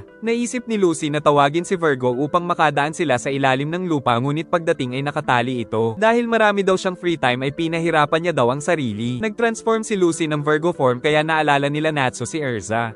Saka nagmadali na silang magtungo sa loob ng base ng kalaban ngunit naiinis na si Natsu dahil kanina pa daw nakaharang ang puwet ni Lucy. Subalit baliwala din dahil sumigaw ng malakas si Natsu na agad na narinig ng mga kalaban at siyang ikinatakot ng mga kasama. Kalaunan ay naamoy ng bida na paparating si Gray. Subalit naunang dumating si Abel na may hawak kay Mr. Kersey na gamit noon ni Hikaru kaya natakot si Lucy at si Virgo ay nabahala sa lakas ng bata pero inumbag lang ito ng ating bida. Dumating si Goma na nagalit nang makita ang ginawa kay Abel kaya ginamit nito ang mga torture device pero walang tumama kay Natsu ngunit natuluan ng wax ang puwet ni Happy. At sa kasamaang palad ay nahuli ni Goma ng Iron Maiden si Natsu. Subalit natunaw lang ito sa init na tinataglay ng salamander saka sinapok ang mukha nito. Dumating din si D6 pero bagsak kaagad siya sa ating bida. Nang dumating na rin si Gray sa wakas na siyang pakay nila. Samantala inaalagaan nila Wendy at Carla si Juvia habang hindi pa nakakabalik sila Natsu. Kasalukuyan namang nagbubugbugan ng dalawa hanggang sa gumamit na sila ng mga kapangyarihan dahil pinipilit ni Natsu si Gray na bumalik sa Fairy Tail kahit ayaw na nito. Giit ni Gray na hindi na siya ang dati nilang kaibigan kaya lumapit si Lucy at sinampal niya ito. Nang biglang hindi makahinga dahil sa kagagawa ni Mary. Sila Natsu at Virgo naman ay nahuli na rin ni Goma ng Sealstone at si Happy ay kinontrol ni Abel gamit si Mr. Kersey. Sa kabila nito ay napakalakas pa rin ni Natsu ngunit pinagbantaan ni Jerome ang buhay ni Lucy. Pinakita din ni Gray na tinanggal niya ang tatak ng Fairy Tail na labis na ikinagalit ni Natsu. Nakabalik na si Levi mula sa pagpapanggap na miyembro ng Avatar Black Magic Cult. Nag-iisip pa rin sila kung naging masama na ba talaga si Gray dahil makakalaban nila ito para pigilan ang planong purification ng Avatar dahil maraming tao ang mamamatay kung matutuloy ito. Habang nakakulong ay naniniwala sila Lucy na may nagkokontrol lang kay Gray. Nang tignan sila ni Goma ay hinanap ni Natsu si Gray, giit nitong umalis na daw ito upang simulan ng purification. Kinontrol nito ang torture device ng tatlong bihag saka pumasok upang magsimula sa kanyang hobby na mang-torture ng dalaga. Giit ni Goma na lalagyan daw niya ng asin ang paa ni Lucy at papadilaan sa kambing nang walang tigil kaya itinali niya ang dalaga at unti-unting lumapit ang kambing. Pero nagbago ang isip ng matanda kaya pinabukangkang ang dalaga at hahatiin niya na lang daw si Lucy sa gitna, ngunit nagyelo ito bigla dahil kay Gray at pinakawalan din ng mga kaibigan. Saka tumawag ito sa device at nawala ang kanyang marka. At sa kabila ng linya ay narinig ni Natsu si Erza dahil isang undercover pala si Gray. Habang nakasakay sila sa mga hayop ay pinaliwanag ni Erza na nakiusap si Jelal na imbestigahan nila ang koneksyon ng Avatar kay Zeref. At dahil nais din makuha ni Gray ang END book upang tuluyan itong wasakin ay pumayag siyang maging undercover. Hindi rin daw nila ito sinabi kay Juvia para sa kaligtasan nito. Ngunit ngayon ay nagbago na ang sitwasyon dahil balak daw patayin ng Avatar cult ang buong bayan upang masummon si Zeref. Hindi rin magiging madaling tapusin ng mga miyembro dahil isa daw itong malaking organisasyon. Subalit dahil magkakasama na sila ay magiging mas madali sa kanilang pigilan ito. Nagtataka na ang mga kasama kung nasaan sila Goman at Gray. Giit ni Briar na hindi na mahalaga ang mga ito dahil madami na silang mga tauhan na nandoon para tulungan silang isagawa ang purification. Habang wala pa ring muwang ang mga tao sa nalalapit na kamatayan. At sa pamumuno ni Alok ay nagsimulang sumugod ang mga bata nila subalit nag-aabang na ang tatlo sa gate ng bayan. Sinugod sila ng mga ito kaya pinasabog sila ni Natsu at nagtalsikan sa ere. Tinawag ni Lucy si Taurus at nag-transform din siya sa Taurus mode. Nalaman na rin ng Avatar Guild na traidor si Gray at napag-alamang may umaatake na rin sa likod nila na walang iba kundi si Erza. Saka inihanda ng mga wizard ang mga mahika at walang awa nilang inatake ang lahat ng napakaraming mga kalaban na nasa harapan at maging si Lucy ay nagkaroon na ng pambihirang lakas dahil sa Taurus mode pero iniligtas pa rin siya ni Gray. Saka gumawa ng mataas na yelo at umakyat ang salamander upang makabuelo gamit ang napakalakas niyang apoy tapos binugahan niya rin ang mga ito. Dahil dito ay lalaban na rin sila Briar at Mary. Patuloy si Erza kaya inatake ng mga mahika pero tumalon ito at nag-transform ng Ataraxia armor. At ginamit ang mga espada nito upang talunin ang napakarami niyang mga kalaban saka bumalik ang mga espada sa kanyang likod. Sumugod si Jerome na nagawang mawasak ang isang espada at sa pag-atake ni Erza ay nawasak pa ang marami sa mga ito kaya isa na lang ang natira kay Titania. Subalit nasaktan si Jerome dahil nahiwa na pala siya nang hindi nito nalalaman. Sumugod naman si Briar at hindi nito tinigilan si Gray ng malalakas nitong spell. Patuloy pa rin sa pagwawala si Taurus subalit bigla daw sumakit ang tiyan nito pati na rin si Lucy. Dahil ang kapangyarihan pala ni Mary ay black magic virus upang manghina sila at hindi makalaban. Nilalabanan nito ni Lucy kaya nagbabala si Mary na pwede niya ring lagyan ng virus ang utak nito. Biglang nawala ang virus nila sa katawan dahil dumating pala si Wendy na nilagyan sila ng immunity. Kaya sa isang suntok ni Lucy ay labis na nasaktan at nawala ng malay si Mary. Patuloy ang pag-ilag ni Gray kay Briar at nang siya ang umatake ay naging dalawa ito dahil sa split image magic. Saka naging apat pa ito na may iba't ibang personality kaya na-inlove daw kay Gray ang isa. Pero dahil nandoon si Juvia ay agad nitong tinapos ang isang kalaban. At ginawang yelo ni Gray ang tatlo pang natira saka niyakap na siya ni Juvia. Pagkatapos ay nagtandem na ulit sila. Ngunit papasugod na ang mga kalaban kaya nag-Dragon Force mode si Wendy at pinalipad ang mga ito. Si Carla ay ipinakita rin ang kanyang galing. Saka nagpatuloy sila sa pagpuksa sa napakaraming puwersa ng Avatar kaya kinakabahan na ang iba pa. Hanggang sa magkaroon ng pagsabog sa kanilang harapan dahil nakalapit na sa kanila si Natsu. Pero inaasahan na daw ito ni Alok kaya meron daw silang plano. Nagcast ng mapaminsalang mahika si Alok ngunit ang mga ito ay dinideflect lang ng bida kaya gumawa ng mga pader ang kalaban saka siya inatake ng napakaraming balang tumatagos dito. Pilit naman itong winawasak ng bida na hindi nila akalaing mawawasak ni Natsu. Ngunit gumawa ito ng mas marami at mas makakapal kaso winasak lahat ng bida hanggang sa masuntok sa pagmumukha si Alok at sa lakas ay tumalsik ang mga kasama sa impact. Subalit tumawa lang si Alok saka nagchant ito upang masummon ng Iko Satsunagi kaya binalot ang kadiliman ng lugar dahil sa napakatinding itim na mahika sa kalangitan. Kalaunan ay nagkaroon ng pagguho ng lupa saka nagsimulang bumaba ang napakalaking paa na tinamaan ng mga kawal nila. Nagalit si Natsu pero sinabi ni Alok na kasama sa sakripisyo ang mga kawal nila upang masummon nila si Zeref. At wala na silang magagawa dahil wala daw makakatalo sa Battle God Iko Satsunagi. Pag-atake nito ng napakalaking espada ay nabiyak ang lupa sa lakas nito. Ngunit nakita nilang matapang na sumugod si Natsu papaakyat sa Battle God hanggang sa makarating siya sa kamay nito hanggang sa tuluyang makaakyat saka siya tumalon at sinuntok ito ng napakalakas sa mukha. Hindi man ito nasaktan subalit hindi sumuko ang bida at pinalabas ang apoy ni Ignil saka ginamit ang Fire Dragon King Destruction Feast na dahil sa lakas ay nagliwanag ang buong paligid at tuluyang nawasak ang kinatatakutang Battle God. Hindi makapaniwala si Alok sa kanyang nasaksihan. At ang mga tauhan nito ay labis na natakot sa taglay na kapangyarihan ng Salamander kaya tumakas na rin ang mga bata nila saka dumating sila Gajil at Lily upang arestuhin ang mga ito. Natuwa naman si Lucy nang muling makita si Levi. Pero hindi naniniwala si Natsu na magtatrabaho sa council si Gajil. Giit nitong si Warrod daw ang nag-recommend sa kanya upang magkaroon ng pangkain. At dahil isa na siyang council officer ay pwede na daw niyang arestuhin ang ang mga dating kasamahan. Ngunit binatukan lang siya ni Erza dahil hindi din ito naniniwalang nagtatrabaho na siya sa council. Nahuli na rin ang Avatar Black Magic Cult at nalaman nila Gajil na inosente si Gray dahil sa kanyang mensaheng iniwan sa base. Dahil dito ay magkakasama na ulit ang maraming miyembro ng Fairy Tail. Namangha din sila Sting at Rogue sa ginawa ng Fairy Tail. Ngunit kinabahan sila dahil nawawala si Frosh na nakikipag-usap lang pala kila Happy. Nainis naman si Natso dahil hindi tinupad ni Rogue ang pangako na hindi sila lalabas ng village. Dahil nais ni Natso na siguruhing hindi na mauulit pa ang nangyari sa future Rogue. Labis na nakyutan si Gray kay Frosh. Kaya lumapit sila Rogue upang bawiin ang kanyang alaga nang mapansin nila Natso na kakaiba ang anino nito. Sa nakaraan ay napahanga ang matatanda sa talino ni Ziref pero ang mahika tungkol sa buhay at kamatayan na isinulat nito ay labag daw sa batas. Nang magising si Ziref sa kanyang alaala mula sa nakaraan. Meron daw siyang kapatid pero namatay ito ilang araw pagkatapos isilang kaya nag-aral siya ng mahika ng buhay at kamatayan. Lumipas sa mga taon ay ipinagpatuloy niya pa rin ang pag-aaral sa pinagbabawal na mahika at nagturo pa siya tungkol sa revive system. Kaya pagsapit ng hapon ay pinagalitan na naman siya ng elder at pagsapit ng gabi ay dinalaw ang puntod ng kapatid.